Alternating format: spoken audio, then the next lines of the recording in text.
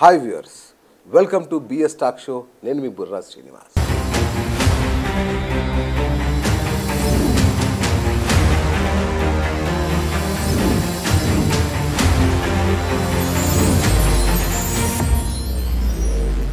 ఆంధ్రప్రదేశ్లో కూటమి ప్రభుత్వం ఏర్పడి దాదాపు 3 నెలలు కావస్తోంది.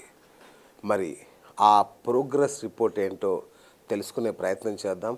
దానికంటే ముఖ్యంగా అసలు ఈ కూటమి ప్రభుత్వం ఏర్పడడంలో ప్రధాన భూమిక first time in the history of both Telugu రాష్ట్రాలు ఎన్ఆర్ఐలు వాళ్ళు చూపించిన తెగువ కానీ వాళ్ళు పోషించిన పాత్ర కానీ చాలా ఆశ్చర్యం అనిపించింది. అంటే కొన్ని వేల మంది ఎన్ఆర్ఐలు కేవలం ఓటేయడానికి వచ్చారు ఈసారి అమరావతికి ఏపీ ఎన్నికల్లో.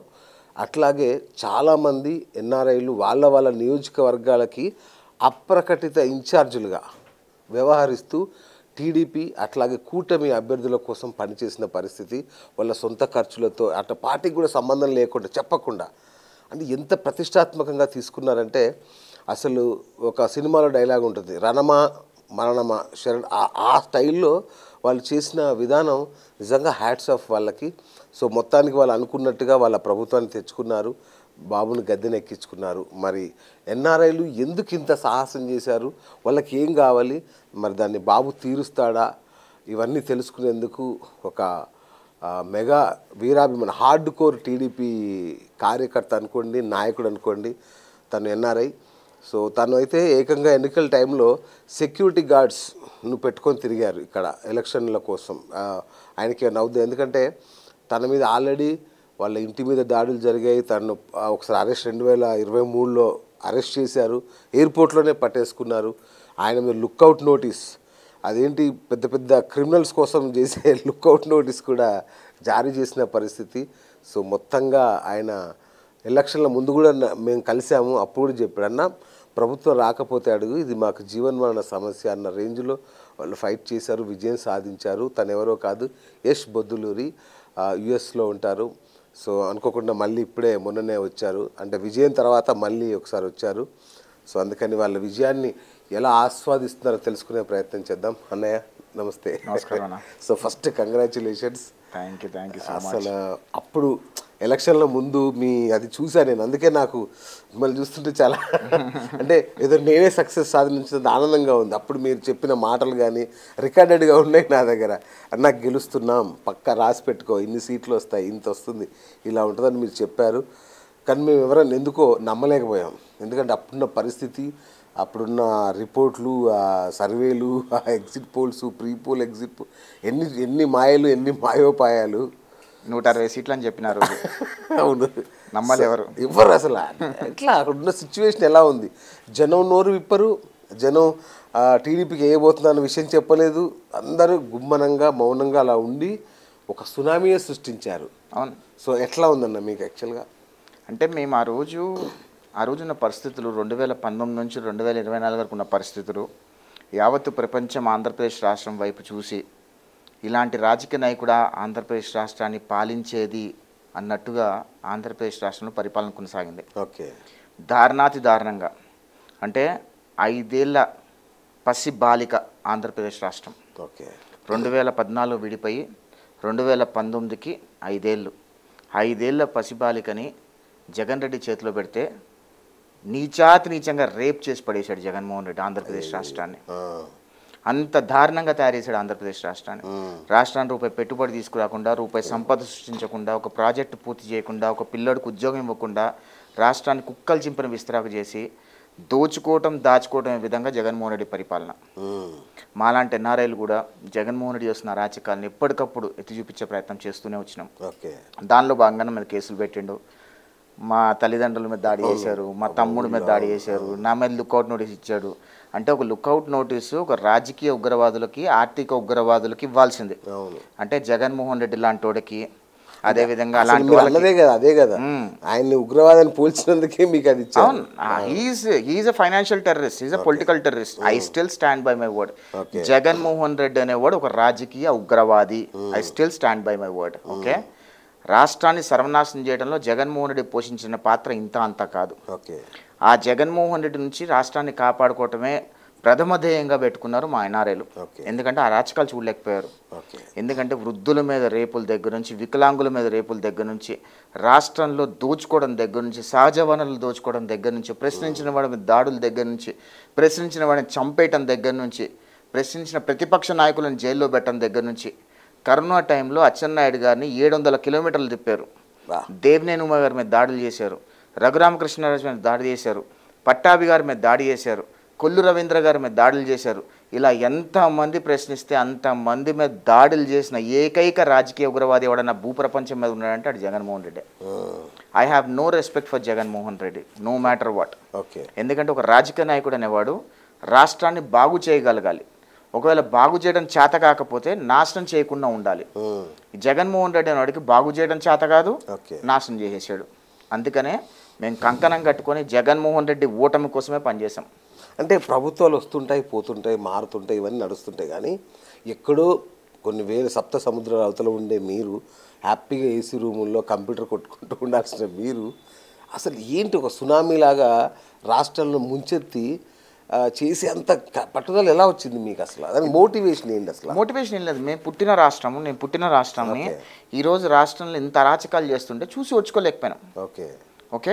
ఫస్ట్ అండ్ ద ఫార్మోస్ట్ నా పోరాటం ఎక్కడ స్టార్ట్ అయిందంటే, జూలకంటి బ్రహ్మానంద రెడ్డి గారి నియోజకవర్గం, మాచర్ల నియోజకవర్గంలో పిన్నెల రామకృష్ణారెడ్డి అనేవాడు ఆ నియోజకవర్గ డిగ్రీ కాలేజ్లో ఉన్న అమ్మాయిలను బలవంతంగా రాజకీయ నాయకులు అనుభవించడం చూసి తల్లిదండ్రులు జూలకంటి బ్రహ్మానంద రెడ్డి గారి దగ్గరికి వచ్చి మా పిల్లల్ని ఈ రకంగా చేస్తున్నాడు అని చెప్తే బ్రహ్మన్న పోయి పోలీస్ స్టేషన్లో కంప్లైంట్ ఇద్దామని వెళ్తే కూడా పోలీసులు కంప్లైంట్ తీసుకోలే.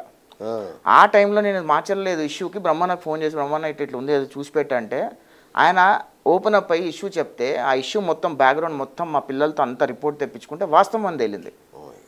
ఆ రోజు డిగ్రీ కాలేజ్ మహిళలని పిన్నెల రామకృష్ణారెడ్డి అని ఉన్మాది వాడి దగ్గర ఉన్న దరిద్రులందరూ కలిసి ఆ పిల్లల్ని అక్రమంగా అనుభవిస్తుంటే చూసి ఓర్చుకోలేక రేపు ఎవరైనా ఉండొచ్చు ఆ ప్లేస్లో, అది మొట్టమొదటిగా బయటపెట్టింది నేను. దాని తర్వాత నేషనల్ మీడియా వాళ్ళు, మన ఛానల్స్, లోకల్ మీడియా వాళ్ళు కూడా వేసుకున్నారు దాన్ని. అక్కడ స్టార్ట్ అయింది. నేను అది ఎప్పుడైతే బయట పెట్టడం మొదలుపెట్టానో పిన్నెల రామకృష్ణారెడ్డి మనుషులు నా ఇంటి మీద దాడి చేయడం మొదలుపెట్టారు.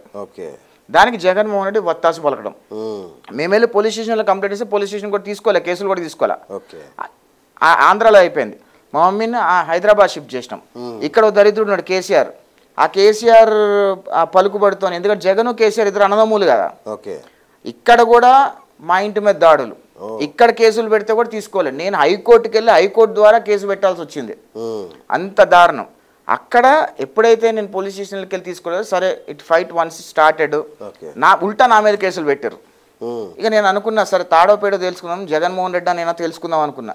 నేను ఎప్పుడైతే పోరాటం మొదలు పెట్టారో అదే రోజు అనుకున్నా ఖచ్చితంగా ఏదో ఒక రోజు వీళ్ళు నా మీద దాడి చేస్తారు, నన్ను చంపుతారని డిసైడ్ అయినా. కానీ మన పుట్టుక అనేది, మన చావు అనేది రాష్ట్రానికి ఒక ఉపయోగపడగలగాలి, మనం పుట్టినందుకు ఏదో ఒక రకంగా రాష్ట్ర రుణం తీర్చుకోవాలని ఒక చిన్న ఉద్దేశంతోనే ఈ పోరాటంలో దిగిన కెలికాడు జగన్మోహన్ రెడ్డి. సరే నువ్వానైనా తెలుసుకుందాం అనుకున్నా. అది సంగతి. చాలా పెద్ద పోరాటం చేశారు నిజంగా. ఉగ్రవాద పోరాటం చేసామండి, మామూలుగా కాదు, ఉగ్రవాద పోరాటం చేసాం మేము. 2024 ఎలక్షన్లో మా ఎన్ఆర్ఎల్ టార్గెట్ ఒకటే ఉండింది. ఎక్కడైతే వైసీపీ ఓటు బ్యాంక్ ఉందో, మేము న్యూట్రల్ ఓట్లను టార్గెట్ చేయలేదు, మేము తెలుగుదేశం పార్టీ ఓట్లను టార్గెట్ చేయలేదు, కూటమి ఓట్లను టార్గెట్ చేయలేదు. మేము వైసీపీ ఓటర్లు ఎవరైతే ఉన్నారో వాళ్ళ దగ్గరికి వెళ్ళి జగన్మోహన్ రెడ్డి వాళ్ళని ఏ రకంగా మోసం చేశాడో చెప్పే ప్రయత్నం చేశాం అంతే. కాంక్రీట్గా మేము వైసీపీ ఓటు బ్యాంక్ దగ్గరికి వెళ్ళేటప్పుడు కూడా కరపత్రాలు ప్రింట్ చేయించి ఇచ్చిండు. నేను ఇంత డబ్బు ఇచ్చినా నీకు, నాకు ఓటే అని చెప్పి అడుక్కున్నాడు జగన్మోహన్ రెడ్డి. నేను ఇంటికి వెళ్ళినప్పుడు వైసీపీ ఓటర్ల దగ్గరికి వెళ్ళినప్పుడు, అమ్మ మీకు జగన్మోహన్ రెడ్డి ఆల్రెడీ కరపత్రం ఇచ్చినా తీసుకురా అని చెప్పేవాడిని. తీసుకురా అని చెప్పి ఎంత ఇచ్చాడమ్మా నీకు అని చెప్పి, అమ్మఒడికి ఎంత ఇచ్చాడమ్మా, నానబుడ్డికి ఎంత ఇచ్చిందమ్మా, ఇవన్నీ లెక్క ఇస్తే ఉల్టా వీళ్ళకే జగన్మోహన్ రెడ్డి ఇంకో ₹1,00,000 ఇవ్వాలి. సంవత్సరానికి 1,50,000 ఇచ్చి 4 లక్షలు 5 లక్షల దగ్గర దోచుకున్నాడు. పైపెచ్చు వీళ్ళకి ఉపాధి ఎక్కడా కూడా ఇసుక లేకపోవడం వల్ల ఉపాధి పోయింది. వాళ్ళు ఏ పని చేయలేని పరిస్థితి. చీప్ లిక్కర్ ₹70 చీప్ లిక్కర్ వచ్చేసి 150-200 తీసుకొచ్చిండు. ఇట్లా అన్ని రకాలుగా దోపిడీ చేసి వాళ్ళకి అర్థమయ్యేలాగా ఎక్స్ప్లెయిన్ చేశాం. అప్పుడు వాళ్ళకి అర్థమైంది, అవును జగన్మోహన్ రెడ్డి దొంగనే, రాష్ట్రం మీద ₹10.5 లక్షల కోట్ల అప్పు చేశాడు, ₹2.5 లక్షల కోట్ల ఇచ్చానంటున్నాడు, ఒక ప్రాజెక్టు పూర్తి చేయలేదు, మరి ₹7.5 లక్షల కోట్ల ఎక్కడికి పోయినాయి అని వాళ్ళు కూడా ఆలోచించడం మొదలుపెట్టారు. అదే కాకుండా లిక్కర్ మీద డబ్బులు, ఇసుక మీద డబ్బులు, వివిధ వనరుల మీద డబ్బులు, ఎర్రచందనము, బాక్సైట్, లాటరైట్, తోరియం ఇట్లాంటి వివిధ దాని మీద డబ్బులు, ఇవన్నీ ఎక్కడికి పోయినాయని చెప్పి వాళ్ళు కూడా సామాన్య పౌరుడు వైసీపీ ఓటర్ కూడా ఆలోచించడం మొదలుపెట్టాడు. అది జగన్మోహన్ రెడ్డి దెబ్బపడింది. ఎందుకంటే ప్రజలకు ఎప్పుడైనా వాస్తవాలతో సహా చూపించే ప్రయత్నం చేస్తే ఖచ్చితంగా ప్రజలు విజువలైజేషన్ చేస్తారు. జగన్మోహన్ రెడ్డి దోపిడీని ప్రజలకి స్పష్టంగా పరిచయం చేశాం మేము. అంతేకాకుండా మీరు నియోజకవర్గాల డబ్బులు కూడా పంచారని విన్నాను. అంటే మీ సొంతంగా ఎన్ఆర్ఐలు ఒక్కొక్క నియోజకవర్గాన్ని దత్తత తీసుకొని సొంతంగా వనరులను కూడా వాడి వైసీపీని ఓడించడానికి కంకణం కట్టుకున్నాను. నిజమేనా? జగన్మోహన్ రెడ్డి ఓటుకి 5,000 ఇచ్చాడు. మేము 5,000 ఇవ్వలేకపోయినాం, 1,000 రూపాయలు ఇచ్చినాం మేము. కానీ ఆంధ్ర రాష్ట్రంలో పరిస్థితి ఎట్లా ఉండిందంటే, అన్న జగన్మోహన్ రెడ్డి 5,000 ఇస్తే తీసుకున్నాం, కనీసం మీరు 1,000 రూపాయలన్నా ఇవ్వండి అన్న అని అడుగుతున్నారు. వాస్తవం అది. కానీ ఓపెన్గా రైట్ చెప్పలేము, కొన్ని ఏం జరుగుతాయని చెప్పలేము, తెలిసింది వాస్తవమే. అంటే మేము ఓటుకి డబ్బులు ఇచ్చినామని చెప్పట్లేదు, ట్రాన్స్పోర్ట్కి ఇచ్చారు. అక్కడ నుంచి రావడానికి ఓటు వేయడానికి డబ్బులు ఇచ్చినాం మేము. ఎందుకంటే ఇక్కడ హైదరాబాద్లో ఉన్న వాళ్ళు చాలా మంది, వాళ్ళు రావడానికి రవాణా ఖర్చులు మాత్రం ఇచ్చాం మేము. ఓటు వేయడానికి ఎంతమంది వచ్చారన్న అక్కడ నుంచి ఎన్ఆర్ఐస్? దగ్గర ప్రపంచవ్యాప్తంగా ఉన్నారు 6 లక్షల మంది ఎన్ఆర్ఐలు ఓట్లు వేయడానికి వచ్చారు. 6 లక్షల. దానిలో దగ్గర ఒక 1,500 మంది మాలా క్యాంపెయిన్ చేయడానికి వచ్చారు. 2 నెలల ముందు 3 నెలల ముందు క్యాంపెయిన్ చేయడానికి వచ్చాం. నేను 2 నెలలు ఉద్యోగం వదిలేసుకొచ్చి ఆంధ్రప్రదేశ్ రాష్ట్రంలో క్యాంపెయిన్ చేసి 63 నియోజకవర్గాల్లో హార్డ్ కోర్ వైసీపీ కాన్స్టిట్యున్సీస్లోనే క్యాంపెయిన్ చేశాను, ఇంక్లూడింగ్ పులివెందల. నేను ఆ రోజు ప్రొటెక్షన్ పెట్టుకొని క్యాంపెయిన్ చేయాల్సి వచ్చింది. ఎందుకంటే వైసీపీ వాళ్ళు మమ్మల్ని చంపేస్తామని చెప్పి ఆఖరికి ఎట్లయిపోయిందంటే ఇండియన్ ఎంబసీలో చెప్తే ఇండియన్ ఎంబసీ వాళ్ళు ఐబీకి పంపించారు, ఈ అబ్బాయికి ఇష్యూ ఉందంట. ఐబీ వాళ్ళు వచ్చి తెలంగాణలో వెరిఫై చేసుకుంటే తెలంగాణలో థ్రెట్ ఉంది, వీళ్ళకి వైసీపీ వాళ్ళ థ్రెట్ ఉందని వాళ్ళు చెప్పారు. అదే ఐబీ ఆంధ్రప్రదేశ్ వాళ్ళు వెరిఫై చేస్తే ఆంధ్రప్రదేశ్ పోలీసులు ఏం చెప్పారు, అబ్బాయి ఏం లేదు తూచంతా తూచి అని చెప్పారు. ఐబీ వాళ్ళకి కూడా అర్థమైంది, ఒక పక్కన తెలంగాణలో ఏమో ఉందంటారు, ఆంధ్రాలో లేదంటే వాళ్ళకి కూడా అర్థమైంది కదా, ఉండేది ఆంధ్రాలో కదా. అదే అంటున్నా. సో ఆంధ్రప్రదేశ్ అప్పుడున్న రాష్ట్రంలో అప్పుడున్న పోలీసులు కూడా జగన్మోహన్ రెడ్డి బూట్లు నాకి ఎంత అవినీతి చేయాలో, ఎంత అడ్డగోలుగా ప్రవర్తించాలో అంత అడ్డగోలుగా ప్రవర్తించారు. ఖచ్చితంగా జగన్మోహన్ రెడ్డి నాయకత్వంలో, జగన్మోహన్ రెడ్డి పరిపాలనలో ఎవడెవడైతే అధికారి జగన్మోహన్ రెడ్డి బూట్లు నాకి ప్రజాసేవ చేయకుండా రూల్స్కి విరుద్ధంగా ఎవడెవడైతే ప్రవర్తించాడో వాడందరికీ కూడా లెక్క తప్పకుండా సమాధానం చెప్పే బాధ్యత మేము తీసుకుంటాం. ఆఫ్ కోర్స్ రెడ్ బుక్ పరిపాలన నడుస్తుందని. రెడ్ బుక్ ఇంకా ఓపెన్ కాకముందే ఇట్లా ఉంది. రెడ్ బుక్ ఓపెన్ అయితే ఎంతమంది అధికారులు జైలుకి వెళ్తారో ఒకసారి ఆలోచించుకోండి. లోకేష్ గారు రెడ్ బుక్ లో స్పష్టంగా ఎవడెవడైతే రూల్స్ కి విరుద్ధంగా పనిచేశాడో, ఎవడెవడైతే జగన్మోహన్ రెడ్డి బూట్లు నాకి జగన్మోహన్ రెడ్డి పరిపత్తి కోసం మా మీద కేసులు పెట్టి, కార్యకర్తలను ఇబ్బంది పెట్టి, ప్రజల్ని ఇబ్బంది పెట్టి దొంగ కేసులు పెట్టారో వాళ్ళందరికీ కూడా లెక్క తప్పకుండా ఖచ్చితంగా లోకేష్ అన్న సమాధానం చెప్తాడు, నాకు డౌటే లేదు దానిలో. ఓకే, ఆల్రెడీ స్టార్ట్ అయిందని చాలా ఇబ్బంది పడుతున్నట్టు. జస్ట్ శాంపుల్ ఇది, అంతేనా? జస్ట్ శాంపుల్ ఇది. ఓకే ఓకే, ముందుంటది ఫ్యూచర్, డౌట్ లేకుండా. పెద్ద పెద్ద నాయకుల్ని వెనక నుంచి చేస్తున్నట్టున్నారు. తెలుగుదేశం ప్రభుత్వం చంద్రబాబు నాయుడు గారు మూట ఏముంటుందంటే, జగన్మోహన్ రెడ్డి ఎట్లా ఉన్నాడంటే పగ తీర్చుకోవడానికి కేసులు పెడతాడు. చంద్రబాబు నాయుడు గారు అట్లా పెట్టరు, పగ తీర్చుకోవడానికి కేసులు పెట్టరు. ఎవడెవడైతే తప్పు చేశాడో వాడు అందరు కేసెస్ ఫుల్గా స్ట్రాంగ్గా బిల్డ్ చేసి లీగల్ ఎంటిటీలో వాళ్ళ మీద కేసు పెడితే పీక్కోలేక లాక్కోలేక చావాలి.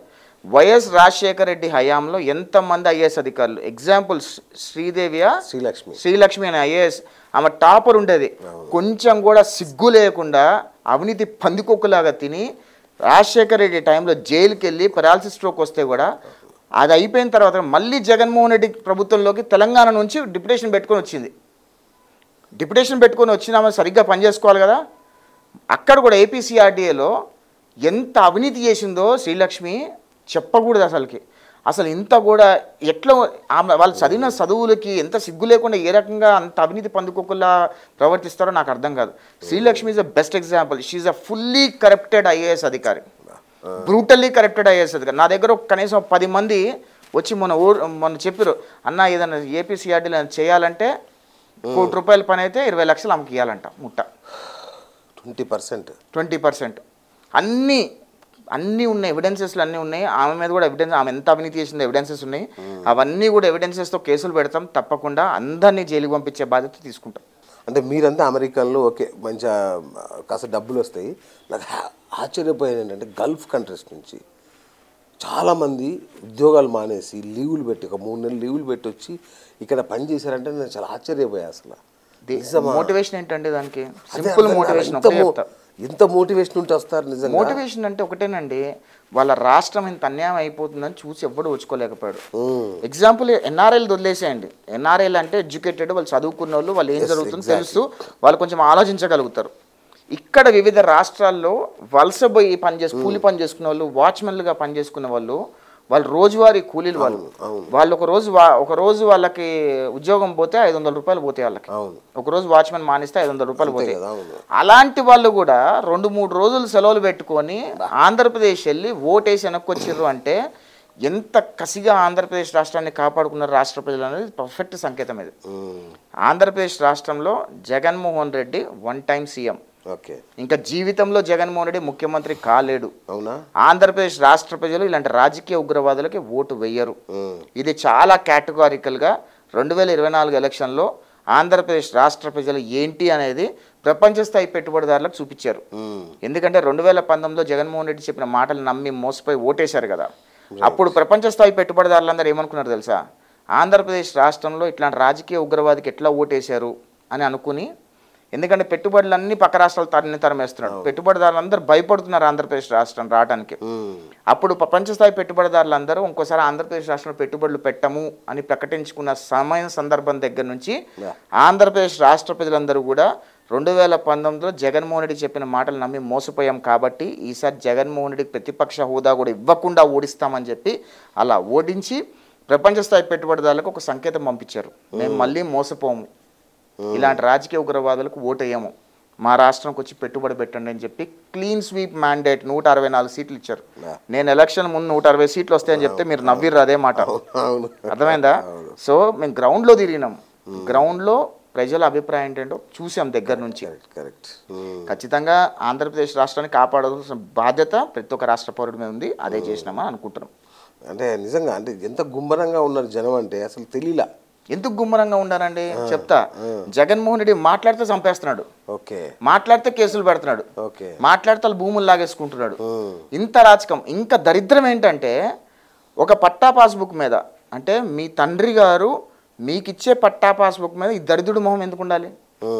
ఆంధ్రప్రదేశ్ రాష్ట్ర లోగో ఉండాలి కదా. ఈ దరిద్రుడి మొహం ఉంటుంది. మా బాబు నాకు ఇచ్చిన పట్టా పుస్తకం మీద ఈ దరిద్రుడి మొహం ఎందుకు అని ప్రతి ఒక్క ఆంధ్రప్రదేశ్ రాష్ట్ర పౌరుడు ఆలోచించాడు. అదే కాకుండా ఓ 10th క్లాస్ పాస్ అయినాడు, ఇంటర్మీడియట్ పాస్ అయినాడు, వాడి సర్టిఫికేట్ మీద కూడా ఈ దరిద్ర మొహమే, జగన్మోహన్ రెడ్డి మొహం. అంటే ఎవడైనా ఆలోచిస్తాడు కదా, అరే నా సర్టిఫికేట్ మీద ఈ దరిద్రుడి మొహం ఏంద్రా బాబు అని ఆలోచిస్తాడు కదా. పొద్దున్న లేవగానే దరిద్రుడి మొహం చూడాలి కదా.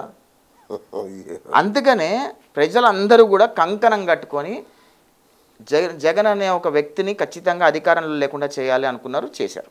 Right, super. మొత్తానికి ఎన్ఆర్ఐలకి హ్యాట్స్ ఆఫ్. వాళ్ళు చేసిన కష్టం కానీ అంత బాగుంది. సో ప్రభుత్వం ఏర్పడింది, దాదాపు మూడు నెలలు కావస్తుంది. సో ఈ 3 నెలలు ఎలా ఉంది? ప్రోగ్రెస్ రిపోర్ట్ అంటే ఏం చెప్తారు? చాలా బాగుందండి. ఇప్పుడే కదా ప్రభుత్వం వచ్చింది. అవును. అదేవిధంగా ఆంధ్రప్రదేశ్ రాష్ట్రంలో వ్యవస్థలు చిన్న భిన్నమైపోయినాయి. చంద్రబాబు నాయుడు గారు రోజుకి 16-18 గంటలు పనిచేస్తున్నారు ఆయన వ్యవస్థలను సెట్ చేయడానికి. ఆంధ్రప్రదేశ్ రాష్ట్ర బ్రాండ్ ఇమేజ్ రీబిల్డ్ చేయాల్సిన అవసరం ఉంది. రాష్ట్ర రాజధాని కట్టాల్సిన అవసరం ఉంది. గత 5 సంవత్సరాల్లో రాజధాని ఏంటో తెలియకుండా చేసేసాడు జగన్ రెడ్డి. టెక్స్ట్ బుక్స్లో కూడా మీ ఆంధ్రప్రదేశ్ క్యాపిటల్ ఏంటంటే ఎవరికి తెలియని పరిస్థితి. అలాంటి స్థాయి నుంచి మళ్ళీ బ్రాండ్ ఇమేజ్ బిల్డ్ చేసి రాష్ట్ర రాజధాని కట్టి రాష్ట్రంలో పెట్టుబడిదారులు అందరినీ ఆకర్షించి రాష్ట్రాన్ని బాగు చేస్తారు చంద్రబాబు నాయుడు గారు అనే నమ్మకంతో ఆంధ్రప్రదేశ్ రాష్ట్రంలో చంద్రబాబు నాయుడు గారిని ముఖ్యమంత్రి కుర్చీలో కూర్చోబెట్టారు. ఖచ్చితంగా ఆంధ్రప్రదేశ్ రాష్ట్రం వచ్చే 10 సంవత్సరాల్లో భారతదేశంలోనే టాప్ 3 స్టేట్స్లో ఒక స్టేట్గా ఉండబోతుంది. That's for sure. మీ ఆశనా లేదంటే బాబు గారి విజనా? బాబు గారి విజన్, ఓకే, రాష్ట్ర ప్రజల ఆశ. ఓకే, బాగుంది. అయితే బాబు గారు చాలా హామీలు ఇచ్చారు, ఇది చేస్తాను అది చేస్తానని చాలా హామీలు ఇచ్చారు. కానీ ఒక్క పెన్షన్లు తప్ప ఇంతవరకు 3 నెలలు అవుతుంది, జనం ఎదురు చూస్తున్నారు. ఏమన్నా సంక్షేమ పథకాలు, ఏమైనా డబ్బులు రిలీజ్ చేస్తారా, ఏమన్నా వస్తుందా అని. ఇంతవరకు ఏం కనబడట్లేదు. సంక్షేమ పథకాలు ఎన్నిసార్లు ఇస్తారంటే సంవత్సరానికి ఒకసారి ఇస్తారు కదండి. ఇంకా చాలా ఉన్నాయిగా. ఏదైనా ఫ్రీ బస్సు కావచ్చు, ఫీ రియంబర్స్మెంట్ కానీ ఇలా సంక్షేమ పథకాలు, రైతు రుణమాఫీ కానీ ఏదన్నా సంవత్సరానికి ఒకసారి ఇస్తారు. చంద్రబాబు నాయుడు గారు ఎక్కి 3 నెలలు అయింది. ఇంకా మాకు ఇంకా దగ్గర దగ్గర 9 నెలలు ఉంది మాకు, రైట్? 9 నెలల్లో ఖచ్చితంగా చేయాల్సినవి చేస్తాం. ఏదైతే పెన్షన్లు అన్నారో, వికలాంగుల పెన్షన్లు అన్నారో, వృద్ధుల పెన్షన్లు అన్నారో, ఏదైతే హామీలు ఇచ్చారో అన్నీ చేసుకుంటూ వస్తున్నారు, దానిలో డౌటే లేదు. జగన్మోహన్ రెడ్డి మొత్తం ఖజానాన్ని నాకేశాడు. ఖజానాన్ని నాకేయకుండా రాష్ట్రాన్ని మొత్తం భ్రష్టు పట్టించాడు. రాష్ట్రంలో వనరుల మీద దగ్గర నుంచి అన్ని రకాలుగా సర్వనాశనం చేశాడు. జగన్మోహన్ రెడ్డి ఎంత దోచుకున్నాడో తెలుసా అండి? సామాన్య పడు చెత్త మీద 5 రూపాయల పన్ను కూడా దోచుకున్నాడు. అవన్నీ తీసేసాం కదా రాగానే.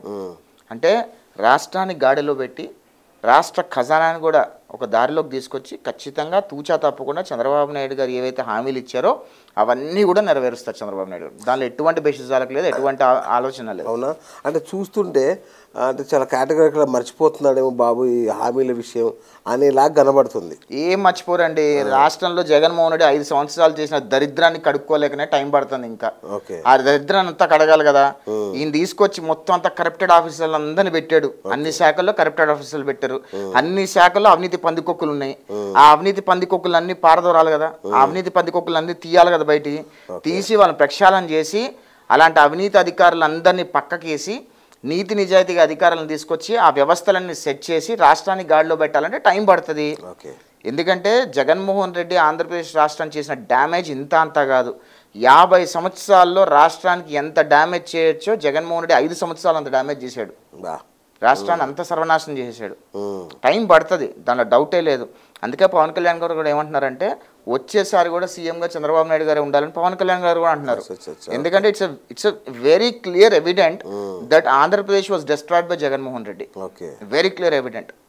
And people of Andhra Pradesh will not accept Jaganmohan Reddy ever in their life. Okay, మామూలుగా అంటే ఇది ఎట్లుంటుందంటే ఏపీలో కమ్మ కాపు అని ఒక ఫైట్ నడుస్తుంటుంది. సో ఫస్ట్ టైం ఇంత అద్భుతమైన అయోధ్య ఇంత అద్భుతంగా ఎలా కుదిరింది అసలు నాకు అసలు అర్థం కాల. కమ్మ కాపుకి ఎప్పుడు ఫైట్ లేదండి, రాజకీయంగా ఉంటుంది, కాంపిటీషన్ ఉంటుందేమో కానీ ఎక్కడ కూడా రాజకీయ వైరుధ్యం అంటూ ఎప్పుడు లేదు. కమ్మలు కాపులు ఎప్పుడు కలిసే ఉంటారు. బీసీలు ఓసీలు ఎప్పుడు కలిసే ఉంటారు. ఫైట్ అలా ఏంటంటే కమ్మకి రెడ్డికి ఉందా ఫైట్ ఉందని అనుకుంటారు. ఎందుకంటే రెడ్డి సామాజిక వర్గం అంతా కాంగ్రెస్ ఉంటుంది, కమ్మ సామాజిక వర్గం అంతా ఇటు సైడ్ ఉంటారు. కానీ టెక్నికల్గా చెప్పాలంటే చంద్రబాబు నాయుడు గారు కమ్మల్ని ఎప్పుడు ఆయన నెత్తి మీద పెట్టుకోరు. ఆ కంప్లైంట్ ఉంది. చంద్రబాబు బయట వాళ్ళు ఏమంటారు అంటే కమ్మోళ్ళు చంద్రబాబు నాయుడు ఏదో చేసేస్తున్నాడు అనుకుంటారు. కానీ చంద్రబాబు నాయుడు గారు ఏమనుకుంటారంటే కమ్మోళ్ళకి కొంచెం హ్యాండ్ హోల్డింగ్ ఇస్తే చాలు వాళ్ళు ఎక్కడికో వెళ్ళిపోతారు అనుకుంటారు. ఆయన ఏది మాకు కమ్మ సామాజిక వర్గానికి ఇది చెయ్యాలి అని అనుకోరు. ఎందుకంటే we're already well established, we can lift ourselves up. మేము ఎన్నో రంగాల్లో ఇప్పుడు ముందున్నాము. We're providing the employment, power money generation చేస్తున్నాం. అన్ని రంగాల్లో ఉన్నాము. మాకేం పెద్దగా చేయూత ఇవ్వాల్సిన అవసరం లేదు. కాకపోతే చంద్రబాబు నాయుడు విజన్ ఏంటంటే ఆయన కమ్మోడు కాబట్టి వీళ్ళందరూ మాకు ఏదో చేస్తున్నారని ఫీలింగ్లో ఉన్నాడు. కానీ ఒకటి గుర్తుపెట్టుకోండి, జగన్మోహన్ రెడ్డి హయాంలో దాదాపు 6200 మంది రెడ్లకి పదవులు ఇచ్చాడు జగన్మోహన్ రెడ్డి. మరి చంద్రబాబు నాయుడు గారు 14 సంవత్సరాలు ముఖ్యమంత్రిగా పనిచేశారు. మళ్ళీ నాలుగోసారి ముఖ్యమంత్రి పనిచేస్తున్నారు. మొత్తం 14 సంవత్సరాల్లో ముఖ్యమంత్రిగా పనిచేసిన చంద్రబాబు నాయుడు గారి హయాంలో ఎంతమంది కమ్మోళ్ళకి పదవులు వచ్చాయో చూడండి ఒకసారి. ఆయన ఏంటంటే చంద్రబాబు నాయుడు గారు సామాజిక న్యాయం చేయాలి, అన్ని కులాలకి అన్ని రకాలుగా వాళ్ళకి న్యాయం చేయాలనుకుంటారు. సో ఇప్పుడు చంద్రబాబు నాయుడు గారు ముఖ్యమంత్రి అయితే ఆయన 2 క్యాబినెట్ హోదాలతో పోల్చుకుంటాడు. ఆయన 2 కమ్మోళ్ళకి హోదాలు పోయినట్టే కదా. అదే ఒక కాపు ముఖ్యమంత్రి అయితే 4 క్యాబినెట్లో 4 కమ్మోళ్ళకి వస్తాయి కదా. సో ఇవన్నీ ఏంటంటే మాట్లాడుకోవడానికి బాగుంటాయి కానీ ఎక్కడ కూడా చంద్రబాబు నాయుడు గారు ఎప్పుడు కూడా బడుగు బలహీన వర్గాల వారికే ఎక్కువ ఇంపార్టెన్స్ ఇస్తూ ఉంటారు. సో అక్కడ వాళ్ళకి ఇవ్వాలి, వాళ్ళకే హ్యాండ్ హోల్డింగ్ ఇవ్వాలి, వాళ్ళకే మనం న్యాయం చేయాలి, వాళ్ళని కూడా పైకి తీసుకురావాలి. ఎస్సీ ఎస్టీ బీసీలు వీళ్ళందరూ కూడా న్యాయం చేయాల్సిన అవసరం ఉంది. చంద్రబాబు నాయుడు ఎప్పుడు సమన్యాయం చేస్తారు. పవన్ కళ్యాణ్ డిప్యూటీ సీఎంగా ఉన్నారు. సో వాళ్ళంతా హ్యాపీగానే ఉన్నారు, కాపులు కూడా హ్యాపీ. కానీ నేను చూస్తున్న పరిణామ క్రమంలో బాబు పవన్ కళ్యాణ్ మెల్లిమెల్లిగా దూరం చేస్తున్నాడేమో, కొంచెం గ్యాప్ పెరుగుతుందేమో అనిపిస్తుంది. ఏముండదండి, బయట నుంచి చుట్టానికి బాగుంటే ఇద్దరు శుభ్రంగా పక్కన కూర్చొని నవ్వుకుంటున్నారు, మంచిగా ముచ్చట్లు పెట్టుకుంటున్నారు, ఇవన్నీ బాగానే ఉంటాయి. జర్నలిస్టులు ఏంటంటే ఏదో మసాలా కావాలి కాబట్టి ఏదో మసాలా వేస్తుంటారు జర్నలిస్టులు తప్పితే ఎక్కడా కూడా. ఎప్పుడైనా అండి 3 పార్టీలు అలయన్స్లో ఉన్నప్పుడు చిన్న భేషాభిప్రాయము ఒపీనియన్ ఆఫ్ డిఫరెన్స్ ఉంటూనే ఉంటుంది, దానిలో డౌటే లేదు. కానీ చంద్రబాబు నాయుడు గారు పవన్ కళ్యాణ్ గారికి అట్మోస్ట్ ఇంపార్టెన్స్ ఇస్తున్నారు. లైక్ వైజ్ పవన్ కళ్యాణ్ గారు కూడా చంద్రబాబు నాయుడు గారు అట్మోస్ట్ ఇంపార్టెన్స్ ఇస్తున్నారు. Their alliance is pretty good.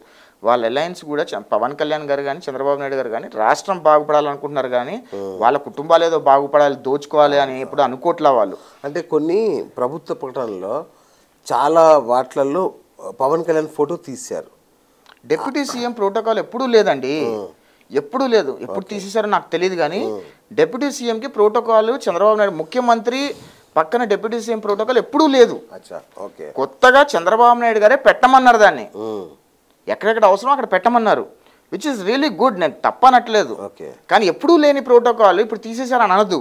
అసలు ప్రోటోకాలే లేదు, అది లేని ప్రోటోకాల్. చంద్రబాబు నాయుడు గారు చాలా పెద్ద మనసుతో, చాలా మంచితనంతో, మన మిత్రుడు, మన సోదరుడు, మన అలయన్స్లో ఉన్నారు, న్యాయం చేయాలి, కరెక్ట్ ఈక్వల్ ఇంపార్టెన్స్ ఇవ్వాలని చెప్పి చంద్రబాబు నాయుడు ఏ కుర్చీలో కూర్చుంటే పవన్ కళ్యాణ్ గారు కూడా అదే కుర్చీలో కూర్చుంటారు, లేదా పవన్ కళ్యాణ్ గారు ఏ కుర్చీలో కూర్చుని చంద్రబాబు నాయుడు గారు అదే కుర్చీలో కూర్చుంటారు.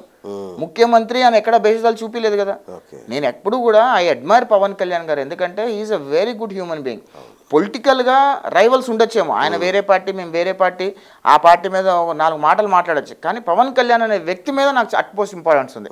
ఆయన పార్టీ ఐడియాలజీ మీద ఒపీనియన్ ఆఫ్ డిఫరెన్స్ ఉండొచ్చేమో, కానీ but as a human being I always respect him. Wonderful right. అట్లాగే చిరంజీవి గారిని కూడా ఫిల్మ్ డెవలప్మెంట్ కార్పొరేషన్ తరఫునో లేదంటే ఆయన్ని సలహాదారుగా తీసుకురావాలని ఒక ప్లాన్ నడుస్తుందని విన్నాను చిరంజీవి గారిని. అవన్నీ ఊహాగానాలండి. Until unless everything comes out officially మనం ఏం చేయలేము. చిరంజీవి గారు గొప్ప వ్యక్తి, no doubt about it, but పాలిటిక్స్లో I have no image for him. నాకేం పెద్ద ఆయన పొలిటికల్, ఆయన హీరోగా I like it, but as a politician I don't like him at all. He is a failured politician. Chiranjeevi గారు ఈజ్ ఎ పక్కా failure politician. ఆయన ఫెయిల్యూరే కాకుండా కూడా చాలా మంది జీవితాలు సర్వనాశనం చేశాడు ఆయన పాలిటిక్స్గా. మేబీ సినిమా యాక్టర్గా he might be a god, I respect that, but పొలిటీషియన్గా is a failure politician Chiranjeevi గారు. ఓకే, అదే ఇప్పుడు ఇక అలయన్స్లో ఉన్నారు కాబట్టి మళ్ళీ తీసుకొస్తున్నారన్న మాట. తీసుకొస్తే మంచిదే, డెఫినెట్గా మంచిది. ఎందుకంటే చిరంజీవి గారు లాంటి మెగాస్టారు ఫిలిం డెవలప్మెంట్ కార్పొరేషన్కి వచ్చి మంచి చేస్తే ఇంకా మంచిదే, అందరూ స్వాగతిస్తాం, దానిలో డౌటే లేదు. ఎందుకంటే మెగా ఫ్యామిలీలో అందరికంటే ఎక్కువ అత్యంత నేను గౌరవించేది పవన్ కళ్యాణ్. ఎందుకంటే by nature, by humanity he's amazing. నాకు చిరంజీవి గారు నచ్చరు, ఓపెన్గా చెప్తున్నాను. పవన్ కళ్యాణ్ గారు నాకు చాలా ఇష్టం. He's a human being, that's all I respect him. Right. అట్లాగే అల్లు అర్జున్ గురించి ఏంటి మీ కామెంట్? అంటే ఈజ్ ఎ బిజినెస్ మ్యాన్ అండి, is a commercial way. Allu Arjun గారు commercial, very commercial. Allu Aravind is they are very commercial. అంటే పవన్ కళ్యాణ్ గారు ప్రజల కోసం ఆలోచిస్తారు, కానీ అల్లు అర్జున్ ఫుల్ కమర్షియల్గా ఆలోచిస్తాడు, ప్రజల కోసం ఆలోచించడేమో అనే అభిప్రాయం అయితే నాలో ఉంది. సొంత మేనమామనే అల్లు అర్జున్ సపోర్ట్ చేసిన పార్టీలో ఉన్న వ్యక్తితో పోరాడుతున్నాడు, ఆ పార్టీతోనే పోరాడుతున్నాడు ఆయన. అలాంటి పార్టీతో పోరాడుతున్న వాళ్ళల్లో ఆయన పోయి అక్కడ సపోర్ట్ చేయడం అనేది కరెక్ట్ కాదంట. మేబీ అల్లు అర్జున్ ఫ్యాన్స్కి నచ్చకపోవచ్చు, కానీ సపోర్ట్ చేయొచ్చు. Allu Arjun can support any time, but that was not the time to support. ఎందుకంటే అంత అగ్రెసివ్గా, అంత గట్టిగా పోరాటం చేస్తున్న పవన్ కళ్యాణ్ గారిని కాదని, సొంత మేనమామ అని తెలిసి కూడా పక్కోడికి పోయి సపోర్ట్ చేయడం అనేది కరెక్ట్ కాదని నేను అనుకుంటున్నాను, అని నా అభిప్రాయం. ఓకే, పార్టీ విజయం సాధించడంలో నాగబాబు గారిది చాలా కీలక పాత్ర. ప్రభుత్వం ఏర్పడంలో ఆయన చాలా గ్రౌండ్ వర్క్ చేశారు. ఆయన ఎక్కడ ముందుకు తీసుకొచ్చే ప్రయత్నం జరగట్లేదు, ఏమన్నా అని స్పెషల్ రీజన్? అది వాళ్ళ పార్టీ ఐడియాలజీ అండి, వాళ్ళ పార్టీ ఇష్యూ. అది అంటే కాదు, మిమ్మల్ని ఎందుకు అడిగాను అంటే, పాపం పవన్ కళ్యాణ్ గారు ఒక మీటింగ్లో చెప్పారు, మనకి ఏ పదవులు వచ్చేలా లేవు, మనకి ఏది ఇచ్చేలా లేరు, దయచేసి నన్ను మీరు ఏం అడగండి, పదవులు నేను ఇవ్వలేను అని ఒక క్లారిటీ ఇచ్చారు. నేను చూడలేదు, ఇచ్చుంటే అట్లా చెప్పారు, నేను అది స్పీచ్ విన్నాను. సో మరి ఏంటి అసలు, అంటే పాపం ఆయనకి ఏమన్నా అవకాశం ఉందా లేదా?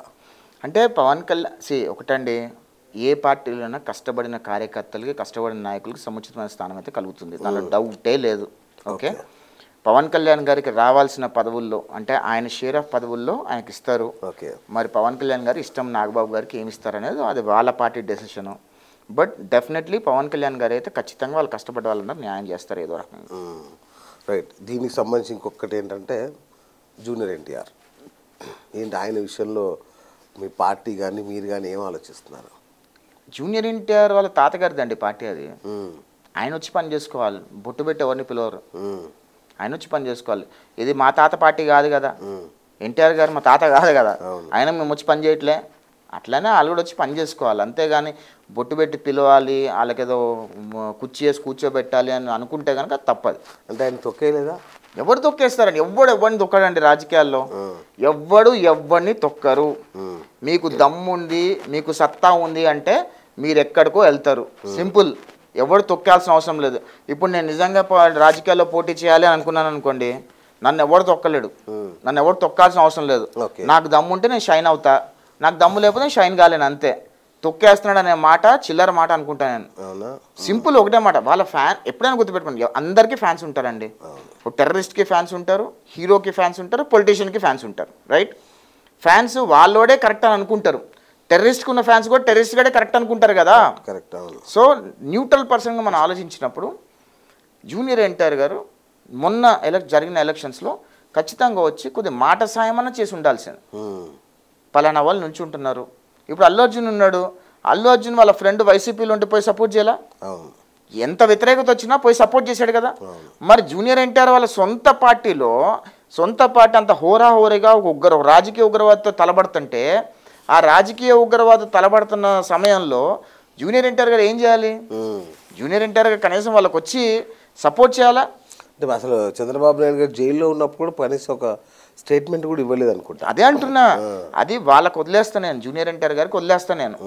బట్ ఫర్ మీ మన కుటుంబంలో వాళ్ళ పెద్దమ్మ భువనేశ్వరి గారు పెద్దమ్మ అవుతారా, అత్త అవుతారు అనుకుంటా, అత్త అవుతారు అనుకుంటా. వాళ్ళ అత్త మీదనే అంత అసభ్యకరమైన వ్యాఖ్యలు. ఆయన సొంత ఫ్రెండ్ కొడాలి నాని వాళ్ళని వంశీ ఆ దరిద్రులు అంటే కనీసం బయటకు వచ్చి ఇంకోసారి అంటే తాట తీస్తాను ఒక మాట మాట్లాడుంటే ఎంత హెల్ప్ అయ్యేది వాళ్ళకి. సొంత అత్తనే అంత గలీజ్ మాటలు అంటే ఊరుకున్నాడా? చంద్రబాబు నాయుడు గారిని అక్రమంగా జైలుకి వెళ్తే కనీసం ఒక్కసారి వెళ్ళి సొంత మామయ్య కదా పోయి పలకరించి రావచ్చు కదా. ఎంత చంద్రబాబు నాయుడు గారు ఎంత మంచి ఫీల్ అయి ఉండేవాళ్ళు. ఇంత ఇగోలు అవసరం ఏముంది అంటా నేను. సరే వాళ్ళకి ఇగోలు ఉన్నాయి, వాళ్ళ ఫ్యామిలీ ఈగోస్, మనం వాళ్ళ లోపల ఏమున్నాయో మనకు తెలియదు. అంటే నేను ఒకటి అంటాను, లోకేష్ గారిని పైకి తేవడం కోసం జూనియర్ ఎన్టీఆర్ను తొక్కేసారనే ఫీలింగ్ అందరిలో ఉంది, అందరిలో సర్వత్రా ఉన్న ఫీలింగ్. నేను ఒకటి చెప్తానండి, లోకేష్ గారు గ్రౌండ్ నుంచి వచ్చారు. ఆయన గ్రౌండ్ నుంచి పని చేసుకుంటూ వచ్చారు.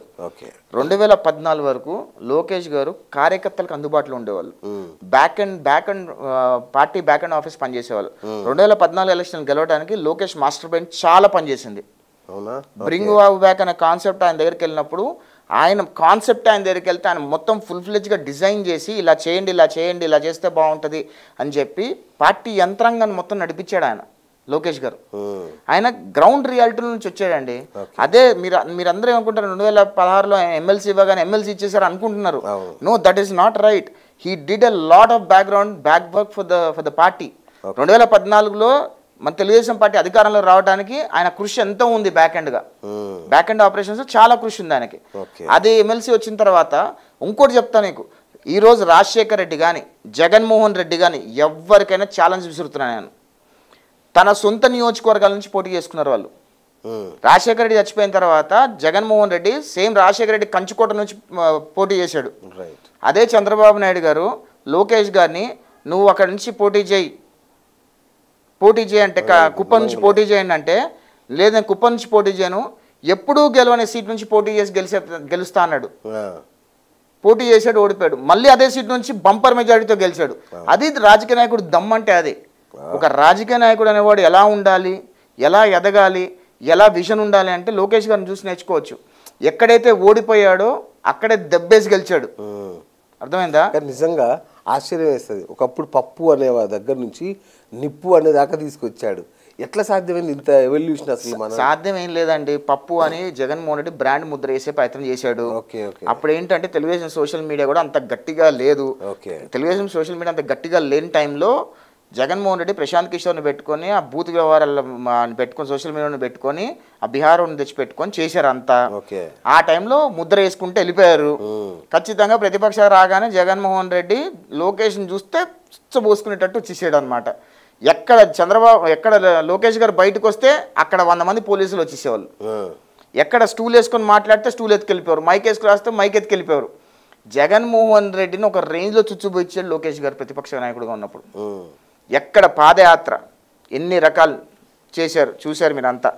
ఎక్కడ స్పష్టంగా అనర్గళంగా మాట్లాడుతూ జగన్మోహన్ చేసిన అరాచకాలు అన్నీ కూడా స్పష్టంగా ప్రస్తావిస్తూ ఎవడెవడైతే అధికారు తప్పులు చేశాడో, ఎవడైతే అధికారు రూల్స్ విరుద్ధంగా పనిచేశారో వాళ్ళందరూ అంతు చూస్తా అని చెప్పిన ఏకైక మొగాడు లోకేష్. ఏ రాజకీయ నాయకుడు చెప్పాడు చెప్పండి? రెడ్ బుక్ అంటే జగన్మోహన్ రెడ్డి భయపడిపోయి సుప్రీంకోర్టులో కేసు వేసుకున్నాడు. లోకేష్ రెడ్ బుక్ పెట్టి బెదిరిస్తున్నాడని. ఆయన రెడ్ బుక్ ఆయన బుక్ పెట్టుకుని రాసుకుంటే వీళ్ళకి ఎందుకు భయము? ఆయన రాజకీయ నాయకులకు భయం ఎందుకు? కేసులు అధికారుల మీద కదా ప్రాబ్లము. ఈయన ఎందుకు పరిగెత్తుకుంటూ సుప్రీంకోర్టులో కేసు లేరా? అందరూ ఉన్నారండి, రాజకీయ నాయకులు ఉన్నారు. స్టార్ట్ అయింది కదా చాలా మంది. ఇది శాంపుల్, ఇంకా బుక్ ఓపెన్ చేయాలి ఆయన. లోకేష్ బాబు గారు రెడ్ బుక్ ఓపెన్ చేస్తే సీన్ చాలా డిఫరెంట్ గా ఉంటది, రాసి పెట్టుకోండి. Okay right. సో ఎన్ఆర్ఐలు బేసిక్గా ఆశపడ్డది, బాబుకు సపోర్ట్ చేసింది ఒకటి అమరావతి, రెండు పోలవరం. ఈ రెండు కంప్లీట్ కావాలని. నిజంగా ఈ 5 ఏళ్లలో ఈ ఆశలు నెరవేరుతాయని నమ్ముతున్నారా మీరు? తప్పకుండా నమ్ముతున్నామండి. కేంద్ర ప్రభుత్వంలో కీలక పాత్ర పోషిస్తున్నారు చంద్రబాబు నాయుడు గారు. ఖచ్చితంగా ఏపీ అంటే అమరావతి, పి అంటే పోలవరం. ఖచ్చితంగా అమరావతి పోలవరం పట్టాలు ఎక్కిస్తారు చంద్రబాబు నాయుడు గారు. అసలు జగన్మోహన్ రెడ్డి పూర్వాలను ఎంత నాశనం చేశాడు. మొన్న వచ్చి నిపుణులు వచ్చి ఎవరెవరో వచ్చి డ్యామ్ మొత్తం కూల్చేసి మళ్ళీ కట్టాలి అని అన్నారంటే జగన్మోహన్ రెడ్డి 5 సంవత్సరాల పూర్వాలను ఎంత భ్రష్టు పట్టించాడో చూడండి అసలుకి. అంటే ఒక పాలకుడు ఎలా ఉండకూడదు, ఒక ముఖ్యమంత్రి ఎలా ఉండకూడదు అంటానికి బెస్ట్ ఎగ్జాంపుల్ జగన్మోహన్ రెడ్డి. ఈ ఆంధ్రప్రదేశ్ రాష్ట్రంలో 2019 నుంచి 2024 వరకు జరిగిన పాలిటిక్స్, 5 years పాలిటిక్స్ని ఆఖరికి యూకేలో ఒక యూనివర్సిటీలో కూడా కేస్ స్టడీగా తీసుకున్నారంటే జగన్మోహన్ రెడ్డి ఎంత దరిద్రమైన రాజకీయ నాయకుడో దీన్ని బట్టి మీరు అర్థం చేసుకోండి. అంత దరిద్రంగా పరిపాలించాడు ఆంధ్రప్రదేశ్ రాష్ట్రాన్ని. రైట్. బాబు ఈ రోజు యాజ్ ఆన్ టుడే దేశంలోనే అత్యంత ప్రభావమైన వ్యక్తి. ఈరోజు పవర్ఫుల్, వెరీ పవర్ఫుల్. మోడీ కంటే పవర్ఫుల్ అనే పేరు వచ్చేసింది. ట్రూ అది. ఎందుకంటే మోడీ ఆయన చూస్తేనే భయపడుతున్నాడు. మొన్నటి వరకు బాబుని నాకు కనబడనీయకన్న వ్యక్తి ఈరోజు బాబుని చేతులు కట్టే సిచ్యువేషన్కి వచ్చాడు. That is wonderful. కానీ ఈ 3 నెలల్లో ఒక 15,000 కోట్ల అప్పు తీసుకురావడం తప్ప కేంద్రం నుంచి ఏం సాధించాడు బాబు? 15,000 కోట్ల గ్రాంట్ తీసుకొచ్చాం. అప్పు గ్రాంట్ అది. నిర్మలా సీతారామన్ గారు finance minister on the floor of the parliament it is a grant అని చెప్పారు. On the floor of the parliament it is a grant అని చెప్పారు. సో వైసీపీ వాళ్ళు బ్యాంక్ నుంచి తెచ్చిన అప్పు మాకేం సంబంధం అండి? అది కేంద్ర ప్రభుత్వానికి ఇచ్చిన అప్పు, కేంద్ర ప్రభుత్వం కట్టుకుంటది. That is a grant for us. Okay, that's a grant for us. కేంద్ర ప్రభుత్వం కట్టుకుంటది, మాకు సంబంధం లేదు, రాష్ట్రానికి సంబంధం లేదు. వరల్డ్ బ్యాంక్ అప్పు ఇచ్చిందా లేదంటే ఫ్రీగా ఇచ్చిందా అది కేంద్ర ప్రభుత్వానికి ఇచ్చింది. కేంద్ర ప్రభుత్వం have given a grant for Andhra Pradesh. Andhra Pradesh will definitely sunshine. అదే కాకుండా ఎన్ని రకాల అంటే కొన్ని చెప్పి చేయాల్సిన అవసరం లేదు. ఎందుకంటే లాస్ట్ పార్లమెంట్లో బడ్జెట్ చూస్తే ఇది ఆంధ్రప్రదేశ్ బడ్జెట్టా లేదా దేశ బడ్జెట్టా అని అర్థం కాలేదని చెప్పి వేరే రాష్ట్రాలలో అందరూ కుళ్ళుకున్నారు. రైట్. అంటే దేశ బడ్జెట్ని ఒక ఆంధ్రప్రదేశ్ రాష్ట్ర బడ్జెట్టా అని ఇతర రాష్ట్రాల వాళ్ళు కామెంట్ చేసే స్థాయికి తీసుకొచ్చారు కదా చంద్రబాబు నాయుడు గారు. అన్నీ చెప్పుకొని చేస్తే ఇంకా పక్క రాష్ట్రాలు కూడా ఏడుస్తారు. అందుకనే ఏవేవి చేసుకోగలరో చంద్రబాబు నాయుడు చాలా స్మార్ట్గా అన్ని రకాలుగా రాష్ట్రానికి రావాల్సినవి తెచ్చుకుంటున్నారు. రాష్ట్ర సంక్షేమం కోసం, రాష్ట్ర అభివృద్ధి కోసమే చంద్రబాబు నాయుడు గారు రాజకీయం ఉంటుంది. ఖచ్చితంగా భారతదేశంలో చంద్రబాబు నాయుడు గారి పాత్ర చాలా ఇంపార్టెంట్గా, చాలా పవర్ఫుల్గా ఉండబోతుంది వచ్చే కొన్ని రోజులలో. అయ్యో నిన్న ఒక వార్త చూసా, మోడీని దింపబోతున్న బాబు అంటే ఏదున్నా నేను మీకు ఒక విషయం చెప్తానండి. చంద్రబాబు నాయుడు గారికి ప్రధానమంత్రి అవటం అనేది ఆయనకి ఇంట్రెస్ట్ లేదు. చాలా ఈజీ అది. కానీ నేను ఈ విషయం చెప్తున్నా, భారతదేశమే చంద్రబాబు నాయుడు గారు ప్రధానమంత్రి కావాలి అని కోరుకునే రోజు దగ్గరలో ఉంటుంది. రాసి పెట్టుకోండి, మేము చెప్తున్నా ఇది. చంద్రబాబు నాయుడు గారు ప్రధానమంత్రి అవ్వాలి అని చెప్పి భారతదేశ ప్రజలు కోరుకునే రోజు దగ్గరలోనే ఉంది. రాసి పెట్టుకోండి మీరు ఇది. Okay, super. అలా అయితే ఎంత సంతోషం. మన తెలుగువాడు మరో ముఖ్యమంత్రి. డెఫినెట్లీ సౌత్ ఇండియా నుంచి ప్రైమ్ మినిస్టర్స్ అనేది చాలా తక్కువ మంది ఉన్నారు. ఖచ్చితంగా చంద్రబాబు నాయుడు గారు కనుక ప్రధానమంత్రి అయితే entire India will shine for sure. ఎందుకంటే భారతదేశంలో ఎన్నో చారిత్రాత్మక డెసిషన్స్ తీసుకోగలుగుతారు చంద్రబాబు నాయుడు గారు. రాష్ట్రాన్ని, దేశాలను ఎంత అభివృద్ధి చేయగలుగుతారు. ఇప్పుడంటే మోదీ గారు సౌత్ ఇండియాకి ఎప్పుడు కూడా ఇంపార్టెన్స్ ఇవ్వాల. గత 10 సంవత్సరాల్లో ఏ రోజు కూడా సౌత్ ఇండియాకి ఇంపార్టెన్స్ ఇవ్వాల. సౌత్ ఇండియాలో వచ్చే డబ్బులన్నీ తీసుకెళ్ళి నార్త్ ఇండియాలో ఖర్చు పెడుతున్నారు. కానీ సౌత్ ఇండియాలో ప్రాజెక్టులు ఇవ్వలేదు. సౌత్ ఇండియాలో బాగుపడితే వాళ్ళు చూడలేకపోయారు. ఈరోజు చంద్రబాబు నాయుడు గారు ఒక పవర్ఫుల్ పర్సన్గా ఉన్నారు కాబట్టి తమిళనాడు కానీ కేరళ కానీ ఒరిస్సా కానీ ఈరోజు మాకు ప్రాజెక్టులు కావాలి మాకు ఇవి కావాలని చంద్రబాబు నాయుడు గారి దగ్గరికి వచ్చి చంద్రబాబు నాయుడు గారు పర్వేలు చేయించుకునే పరిస్థితికి వచ్చారు. ఖచ్చితంగా south India will definitely shine. Chandrababu Naidu గారు ఎంత పవర్ఫుల్గా ఉంటే సౌత్ ఇండియా అంత పవర్ఫుల్గా తయారవుతుంది. సూపర్. అయితే అమరావతి ఇష్యూ తీసుకుంటే గవర్నమెంట్ రాగానే హైదరాబాద్లో ఉన్న పెట్టుబడిదారులన్నీ సూట్ కేసులు సర్దుకొని చలో మన అమరావతికి వెళ్దామని పరుగున వెళ్ళిపోయారు అక్కడ పెట్టుబడులు పెడదామని. కానీ ఒక 15 రోజులు ఒక నెల రోజుల్లోనే ఎందుకో చప్పబడిపోయింది కాన్సెప్ట్. అమరావతి అనేది చప్పబడిపోయింది అనే ఫీలింగ్ వచ్చింది. అంటే ఇక్కడ ఇది అంతా ఉంటుందా గ్రోత్ అని ఒక భయం పెట్టుబడిదారులో మొదలైందన్న మాట నేను విన్నా. పెట్టుబడిదారులు ఏం మొదలు కాలేదండి. యాక్చువల్గా పెట్టుబడిదారులో ఒక భయం ఉండేది. ఏం భయం ఉండేదంటే ఆంధ్రప్రదేశ్ రాష్ట్ర ప్రజలు మళ్ళీ జగన్మోహన్ రెడ్డికి ఓటేస్తారేమో అనే ఒక భయం అయితే ఎలక్షన్ల ముందు ఉండేది. అది ఇప్పుడు ఎలక్షన్లు అయిపోయిన తర్వాత పెట్టుబడిదారులు కూడా ఫుల్ క్లారిటీ వచ్చింది. ఆంధ్రప్రదేశ్ రాష్ట్ర ప్రజలు ఇంకోసారి జగన్మోహన్ రెడ్డికి ఓటేయరు అనే క్లారిటీ అయితే వచ్చేసింది.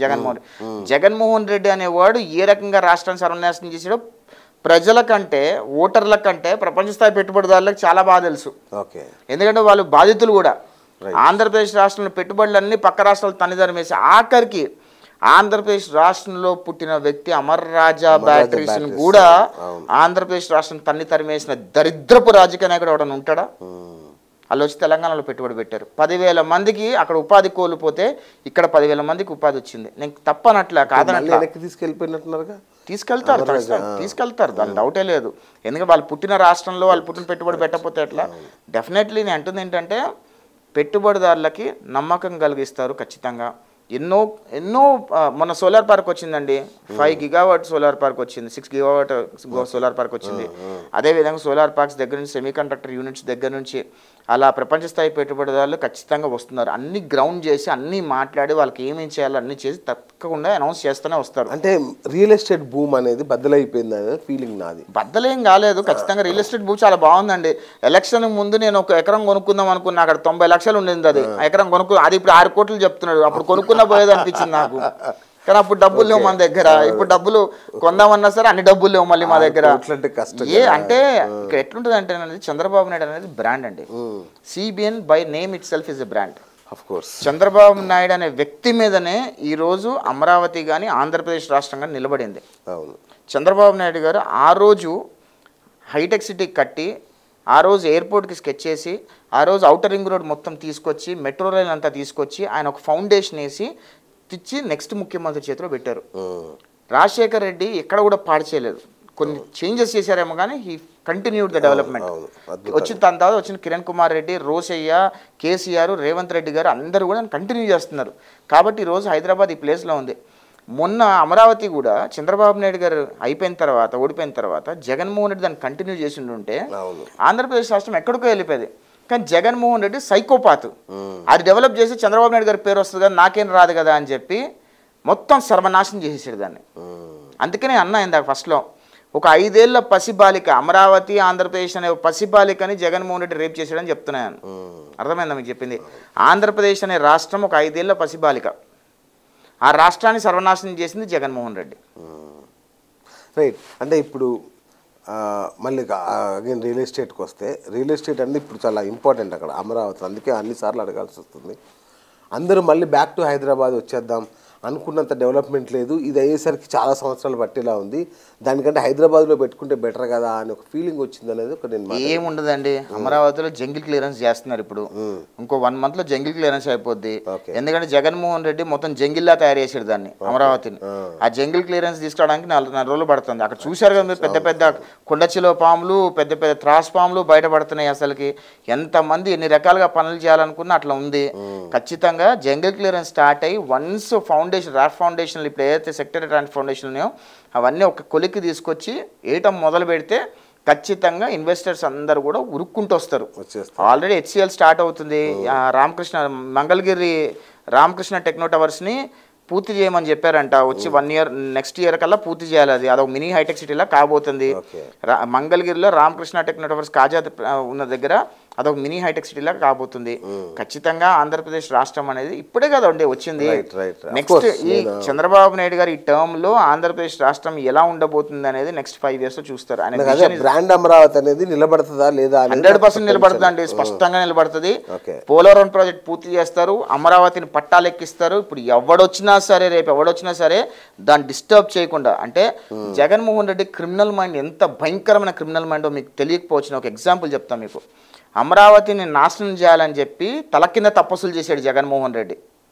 ఏమీ చేయలేకపోయాడు అమరావతిని. ఎందుకంటే అంత స్పష్టంగా ఫౌండేషను, అంత స్పష్టంగా అమరావతి ఏపీ సిఆర్డీఏ క్రియేట్ చేసినప్పుడు అంత స్పష్టంగా లీగల్ ఎంటిటీస్ అన్ని క్రియేట్ చేసి పెట్టారు చంద్రబాబు నాయుడు గారు. ఒకవేళ ఆ లీగల్ ఎంటిటీస్ లేకపోయి ఉంటే కుక్కలు చింపిన విస్తరాకు చేసి ఉండేవాడు అమరావతిని మొత్తం జగన్మోహన్ రెడ్డి. చంద్రబాబు నాయుడు గారు ఏదైనా చేశారు అంటే కనుక ఆయన నెక్స్ట్ 100 years విజన్తోనే చేస్తారు. ఆ ఆషామాషిగా ఏదో ఉతు మంత్రంగా చేసే వ్యక్తి కానే కాదు. ఎందుకంటే బెస్ట్ ఎగ్జాంపుల్ ఈరోజు Hyderabad, Cyberabad. Last 35 years back ఎట్లుండింది, ఈ రోజు ఎట్లుండింది చూడండి ఒకసారి. అద్భుతం. రైట్. మామూలుగా ఎలక్షన్ టైంలో ఒకటి అనౌన్స్ చేశారు, యువతకి అమెరికాలో అంటే విదేశాల్లో 1,00,000కు పైగా ఉద్యోగాలు ఇస్తాం యువతకి అని ఒక మాట హామీ ఇచ్చారు. ఏంటది, ఎట్లా చేస్తారు? ఎన్ఆర్ఎస్ తరఫు నుంచి 1,00,000 ఉద్యోగాలు ఇస్తామని చెప్పాం. ఓకే. అంటే ఇక్కడ చదువుకున్న వాళ్ళు ఎవరైతే ఇంజనీరింగ్ అయిపోయిందో, లేదంటే ఇక్కడ ఉద్యోగాలు చేసుకుంటున్నారో, ఎవరో చిన్న చిన్న ఉద్యోగాలు చేసుకున్నారో అలాంటి వాళ్ళకి అమెరికాలో కాదు విదేశాలలో ఇస్తామని, అన్ని దేశాల్లో విదేశాల్లో ఇస్తామని చెప్పాం. ఎగ్జాంపుల్ నర్సింగ్లు ఉన్నారు, నర్సింగ్ రిక్వైర్మెంట్స్ ఎక్కడున్నా చూసి ఇప్పుడు గల్ఫ్ కంట్రీస్లో కావాలంటే గల్ఫ్ కంట్రీస్. ఐటీలో ఉన్నారనుకోండి, యూఎస్లో మేము ఎక్కడైతే మా లాంటి కంపెనీస్ ఉన్నాయి, మా ఎన్ఆర్ఎస్కి చాలా కంపెనీస్ ఉన్నాయి అక్కడ, అలాంటి కంపెనీస్లో ఉద్యోగాలు ఇప్పించే బాధ్యత మేము అక్కడ తీసుకెళ్ళగలిగితే అక్కడ ఎక్స్పీరియన్స్ వస్తే మళ్ళీ అక్కడ నుంచి ఇంకా వేరే కంపెనీస్కి వెళ్ళిపోతారు వాళ్ళు. సో అలాంటి ఉద్యోగాలు చేస్తున్నాము. ఆల్మోస్ట్ స్టార్ట్ కూడా చేసాము. దగ్గర రీసెంట్గా కూడా దగ్గర నాకు తెలిసి ఒక 16-17 మందికి కూడా ఉద్యోగాలు వచ్చాయి. ఐ మీన్ ప్రాసెస్ స్టార్ట్ చేశారు. ఎందుకంటే అమెరికా తీసుకెళ్ళాలంటే 1 year టైం పడుతుంది, వాళ్ళకి వీసాలు వేయటం అన్నీ ఉంటాయి. బట్ గల్ఫ్ కంట్రీస్లో కానీ, కెనడాలో కానివ్వండి, యూరోప్లో కానివ్వండి, ఇట్లాంటి వాటితో ఆల్రెడీ స్టార్ట్ చేశారు. ఖచ్చితంగా ఇస్తారు. మేము చంద్రబాబు నాయుడు గారు చెప్పిన మాటలు ఎట్లా నిలబెట్టుకుంటారో ఎన్ఆర్ఎల్గా మేము చెప్పిన మాటలు అవి నిలబెట్టుకుంటామండి, దాని డౌటే లేదు. ఖచ్చితంగా నేను కూడా దాని మీద క్యాంపెయిన్ చేశాను. ఖచ్చితంగా will stand by that word. NRI policy ఏమన్నా డిక్లేర్ అయిందా? చేస్తారు అనుకుంటండి. ఎందుకంటే ఇప్పుడే కదా మొత్తం అంత సిస్టమ్ అంతా రావాలి. ఇప్పుడు ఎందుకంటే అసలు చంద్రబాబు నాయుడు గారు నామినేటెడ్ పదవుల గురించి ఆలోచించే టైం కూడా లేకుండా పోయింది అసలుకి. అంటే ఇంత దరిద్రం చేసి పెట్టాడు జగన్మోహన్ రెడ్డి రాష్ట్రాన్ని. రాష్ట్రం బాగుండుంటే సాఫీగా జరుగుండుంటే అన్నీ సాఫీగా జరిగాయి. అంత క్యాస్క్ చేసి పెట్టాడు. ఆ క్యాస్క్ అన్నింటినీ క్లియర్ చేయాలంటే చాలా టైం పడుతుంది. రైట్. మరి పార్టీ కోసం మీరు చాలా త్యాగాలు చేశారు, పర్సనల్గా చాలా చేశారు. ఏంటి మరి మీ పరిస్థితి ఏంటి? ఏం లేదండి, మేము వీఆర్ గుడ్. చంద్రబాబు నాయుడు గారు గెలిచారు, రాష్ట్రంలో తెలుగుదేశం పార్టీ అధికారంలోకి వచ్చింది. మేము మా పని మేము చేసుకుంటున్నాం శుభ్రంగా. మళ్ళీ మా అవసరం ఎప్పుడో చంద్రబాబు నాయుడు పిలిస్తే అప్పుడు వచ్చి పని చేసుకెళ్తాం. అంతేనా? అంతేనా? అంతే. అంటే మీ వాళ్ళు చాలామంది పెమ్మసాని దగ్గర నుంచి చాలామంది ఎన్ఆర్ఐలు ఈసారి ఎమ్మెల్యేలుగా మారిపోయారు. మరి మిమ్మల్ని ఎక్కడ చూడాలి, ఎలా చూడాలి? చంద్రబాబు నాయుడు గారు మీరు పోటీ చేయండి, మా అవసరం ఉందంటే వచ్చి పోటీ చేస్తాం. నాకు తెలిసి మీకంటే అర్హుడు ఎవరు లేరు. ఎందుకంటే అన్ని నిర్బంధాలు అన్ని ఎదుర్కొన్న వాళ్ళు మీరు. అంటే యుద్ధం చేశారు. మిగతా ఎన్ఆర్ఐలు ఏదో డబ్బులు ఉంటే వచ్చారేమో కానీ మీరు అలా కాదుగా, డైరెక్ట్ ప్రత్యక్ష యుద్ధం చేశారు కదా. అంటే నాకంటే ఇంకా క్వాలిఫైడ్ వాళ్ళు కూడా ఉన్నారు, నాకంటే వాక్చాతుర్యం ఉన్న వాళ్ళు ఉన్నారు, నాకంటే ఇంకా మంచిగా పనిచేసిన వాళ్ళు ఉన్నారు, ఇంకా కన్సాలిడేటెడ్గా పనిచేసిన వాళ్ళు ఉన్నారు. వాళ్ళందరికీ కూడా న్యాయం జరగాలి. దాని తర్వాత నా దగ్గరికి వస్తారు. ఖచ్చితంగా చంద్రబాబు నాయుడు గారు కానీ, లోకేష్ గారు కానీ మీ అవసరం ఉంది, మీరు ఇక్కడికి వచ్చి పని చేయండి అంటే తప్పకుండా పనిచేస్తుంటారు. ఏ నియోజకవర్గం మీది? మా తెనాలండి. తెనాలి. ఓహో. అయితే ఈసారి తెనాలి నుంచి మాకు శుభవార్తలు వింటాం. లేదు, తెనాలి ఎప్పుడు మాకు రాదు, డౌట్ లేదు. ఎందుకంటే అక్కడ జనసేన నాదెళ్ల మనోహర్ గారు ఉన్నారు కాబట్టి ఇంకా there is no way that మాకు ఆపోజిట్. మీరు ఏదైనా చూస్ చేసుకున్నారా చుట్టుపక్కల? నేనేం చూస్ నాకు ఐ హ్యావ్ నో పొలిటికల్ ఇప్పుడు నేను పోటీ చేయాలని నేనేం అనుకోవట్లేదు. ఒకవేళ యంగ్స్టర్స్గా లోకేష్ గారు, చంద్రబాబు నాయుడు గారు వచ్చి మీరు ఇక్కడ చేస్తే బాగుంటుంది అని మాకు ఏమన్నా గైడెన్స్ చూపించి చేయండి అంటే చేస్తాం, తప్పకుండా చేస్తాం. అంటే మీ గురించి పార్టీలో చర్చ జరిగినట్టు నాకు కొంచెం తెలిసింది.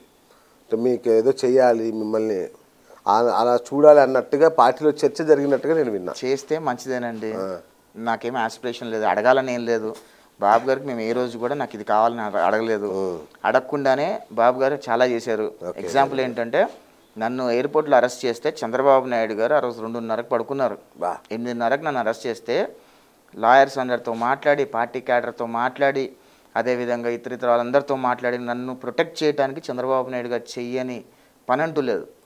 ఆయన చాలా చంద్రబాబు నాయుడు గారు నా కోసం నేను జస్ట్ సాధారణ కార్యకర్తను. నేను చెప్పుకోవాలంటే నాకంటే పెద్ద పెద్ద నాయకులు ఉన్నారు. దేవినేని ఉమా లాంటి వాళ్ళు ఉన్నారు, అయ్యన్న పాత్రుడు గారు లాంటి వాళ్ళు ఉన్నారు, అదేవిధంగా కొల్లు రవీంద్ర గారు లాంటి వాళ్ళు ఉన్నారు, పెద్ద పెద్ద వాళ్ళు ఉన్నారు. వాళ్ళ గురించి ఆలోచించుకోవచ్చు కదా. ఒక కార్యకర్త ఈరోజు ఎయిర్పోర్ట్లో అరెస్ట్ చేసి ఖచ్చితంగా అరెస్ట్ చేసి జగన్మోహన్ రెడ్డి చంపేస్తాడని కూడా తెలుసు మనకి. అట్లా ఎట్లయినా సరే కాపాడుకోవాలని చెప్పి ఆ రోజు 2:30 వరకు చంద్రబాబు నాయుడు గారు పడుకోకుండా నాకేం కాకూడదు అని చెప్పి ప్రతి క్యాడర్ మొత్తానికి ఇన్స్ట్రక్షన్స్ ఇచ్చి ఎక్కడికక్కడ వాళ్ళు చేసుకుంటూ వచ్చారు. కాబట్టి మా ఈరోజు ఏం జగన్ టచ్ చేయలేకపోయాడు, నన్ను ఖచ్చితంగా టచ్ చేయలేకపోయాడు. నేను గొప్పగా చెప్పుకుంటా ఆ విషయం. అయితే చంద్రబాబు నాయుడు గారిని తీసుకెళ్లి జైలు వేశారు, రఘురామకృష్ణరాజు గారిని తీసుకెళ్లి జైలు వేశారు, కొల్లు రవీంద్ర గారు, అచ్చెన్నాయుడు గారు, దేవినేని ఉమ గారు, వీళ్ళందరినీ ఏదో ఒకటి చేయాలనుకున్నాడు. కానీ చంద్రబాబు నాయుడు గారు ఒక్కరు నన్ను కాపాడటం, లోకేష్ గారు కాపాడటం వల్లనే నన్ను జగన్ రెడ్డి టచ్ చేయలేకపోయాడు. ఒక దెబ్బ కూడా పడలేదు మీకు? ఒక్క టచ్ కూడా చేయలేదండి. టచ్ చేయడానికి జగన్మోహన్ రెడ్డి భయపడ్డాడు. ఎందుకంటే ఆ రోజు జరిగిన పరిణామాలు, నన్ను అరెస్ట్ చేయటము national media, state media, social media, ఆఖరికి ఇంటర్నేషనల్ మీడియాలో కూడా ఇట్లా జగన్మోహన్ రెడ్డి ఒక ఎన్ఆర్ఐని అరెస్ట్ చేశాయని చెప్పి న్యూస్లు రావటం, స్క్రోలింగ్స్ రావటం, ఎక్కడ చూసినా మీ ఆ రోజు 2 days 3 days ఆఖరికి ఆ రోజు నెక్స్ట్ డే ప్రశాంత్ కిషోర్ గారు చంద్రబాబు నాయుడు గారిని కలవడానికి వస్తే ఆ న్యూస్ కూడా సైడ్ అయిపోయింది. ఓకే, అవును, అంత పవర్ఫుల్గా వెళ్ళింది అది. అవును, వండర్ఫుల్. సో ఫైనల్గా ఈ ప్రభుత్వానికి మీరు ఇచ్చే సలహా ఏంటి? ఒక ఎన్ఆర్ఐ కావచ్చు, ఒక కార్యకర్తగా కావచ్చు. ఖచ్చితంగా చంద్రబాబు నాయుడు గారి ప్రభుత్వానికి ఎక్కడెక్కడైతే సలహాలు సూచనలు కావాలో మేము తప్పకుండా ఇస్తూనే ఉంటాము. దానిలో ముఖ్యంగా లోకేష్ గారు ఎప్పుడైనా మేము చిన్న సలహా ఇచ్చామనుకోండి, వాట్సాప్లో మెసేజ్ పెడతానండి, ఇది సార్ అన్న ఇది ఉంది, ఇలా చేస్తే బాగుంటుందని. ఇమీడియట్గా ఆ సలహా బాగుంటే ఇమీడియట్గా ఆ పిఎస్లు పంపించి చూడండి ఇంప్లిమెంట్ చేయండి అని అంటారు. అంత అప్రోచబుల్గా ఉంటారు లోకేష్ అన్న. నేను ఈరోజు కూడా ఐ థింక్ నేను మొన్న వచ్చినప్పుడు కూడా నేను లోకేష్ అన్నకు ఫోన్ చేసి చెప్పాను, అన్న నేను వస్తున్నాను, ఐ వాంట్ మీట్ యూ అని, ప్లీజ్ వెల్కమ్ అన్నారు. మాకు కావాల్సిన అంటే మాకు తోచిన సలహాలు ఇచ్చాము, ఇలా చేస్తే బాగుంటుందని, ఇలా చేస్తే బాగుంటుందని అన్ని పెన్ మీద రాసుకున్నారు. దానిలో ఒక సలహా ఇంప్లిమెంట్ కూడా అయింది, which is very happy. Lokesh గారు చాలా అప్రోచబుల్ అండి. ఆయన ఏంటంటే లోకేష్ గారు మైండ్ సెట్ ఏంటంటే చేస్తే చేస్తాం, లేదా చేయమని చెప్పేస్తారు, మొహమ్మే చెప్పేస్తారు. అది that's a very good attitude in politics అసలుకి. ఎందుకంటే చాలా మంది రాజకీయ నాయకులు ఏంటంటే చేద్దాంలేమ్మా అని అంటారు, అది చేస్తారో లేదో తెలియదు. కానీ లోకేష్ గారు ఏంటంటే చేస్తే చేస్తామంటారు, లేదా చేయమని చెప్పేస్తారు. అది బెస్ట్ క్వాలిటీ అని నా ఫీలింగ్ కూడా. ఎందుకంటే చాలా మందికి హోప్స్ ఉండవు, ఇంకా ఓకే చెప్పేశారు. అందుకనే లోకేష్ గారిలో ఆ క్వాలిటీ నాకు చాలా బాగా నచ్చుతుంది. ఎందుకంటే నో అంటే నో, ఇంకా వేరే డిస్కషన్స్ ఉండవు. ఎస్ అని అంటే ఇంకా మనం ఫాలోఅప్ చేయాల్సిన అవసరం కూడా లేదు దాన్ని. ఒకవేళ ఆయన ఎస్ అన్నారనుకో మనం ఫాలోఅప్ చేయాల్సిన అవసరం లేదు. అలా టీం కూడా ఎంత పర్ఫెక్ట్గా ఉంటుందంటే ఈయన ఒకటి చెప్పాడంటే అది అయిపోయే వరకు అలా దాని మీద ఉంటారు పని. చిన్న ఎగ్జాంపుల్ చెప్తా. నేను లోకేష్ గారు మనం గెలిచిన తర్వాత లోకేష్ అన్నకు మెసేజ్ పెట్టా, అన్న 1500 మంది అమరావతి రైతులు పాదయాత్ర చేశారు కదా, పాదయాత్రగా తిరుపతి దర్శనానికి వెళ్ళాలనుకుంటున్నారు, కొద్దిగా దాన్ని అకామిడేట్ చేయండి అన్న 2 సెకండ్లలో ఈ respond me back saying that వాళ్ళ పిఓసి ఎవరు చెప్పండి అని అన్నారు. అలా పిఓసి నెంబర్లు పంపిస్తే వాళ్ళ టీం మొత్తం ఫాలో అప్ చేసి వాళ్ళ పాదయాత్రకి వాళ్ళ దర్శనానికి మొత్తం అకామిడేట్ చేశారు. అంత స్ట్రాంగ్, అంత పర్ఫెక్ట్గా ఉంటుంది ఆయన టీం కూడా, అంత పర్ఫెక్ట్గా పనిచేస్తారు బేసికల్లీ లోకేష్ గారి టీం. ఖచ్చితంగా ఆంధ్రప్రదేశ్ రాష్ట్రం అయితే పర్ఫెక్ట్గా టాప్ 3 స్టేట్స్ నెక్స్ట్ 10 yearsలో టాప్ 3 స్టేట్స్లో 1 బెస్ట్ స్టేట్గా ఉండబోతుంది. అమరావతి పోలవరం ప్రాజెక్ట్ ఈ 5 yearsలో కంప్లీట్ చేస్తారని నమ్ముతున్నాను. అంటే అమరావతిని పట్టాలు ఎక్కిస్తారు, పోలవరం ప్రాజెక్ట్ కంప్లీట్ చేస్తారని అనుకుంటున్నాను. ఖచ్చితంగా రాష్ట్రానికి ప్రపంచ స్థాయి పెట్టుబడిదారులు అందరూ వచ్చి పెట్టుబడులు పెడతారు.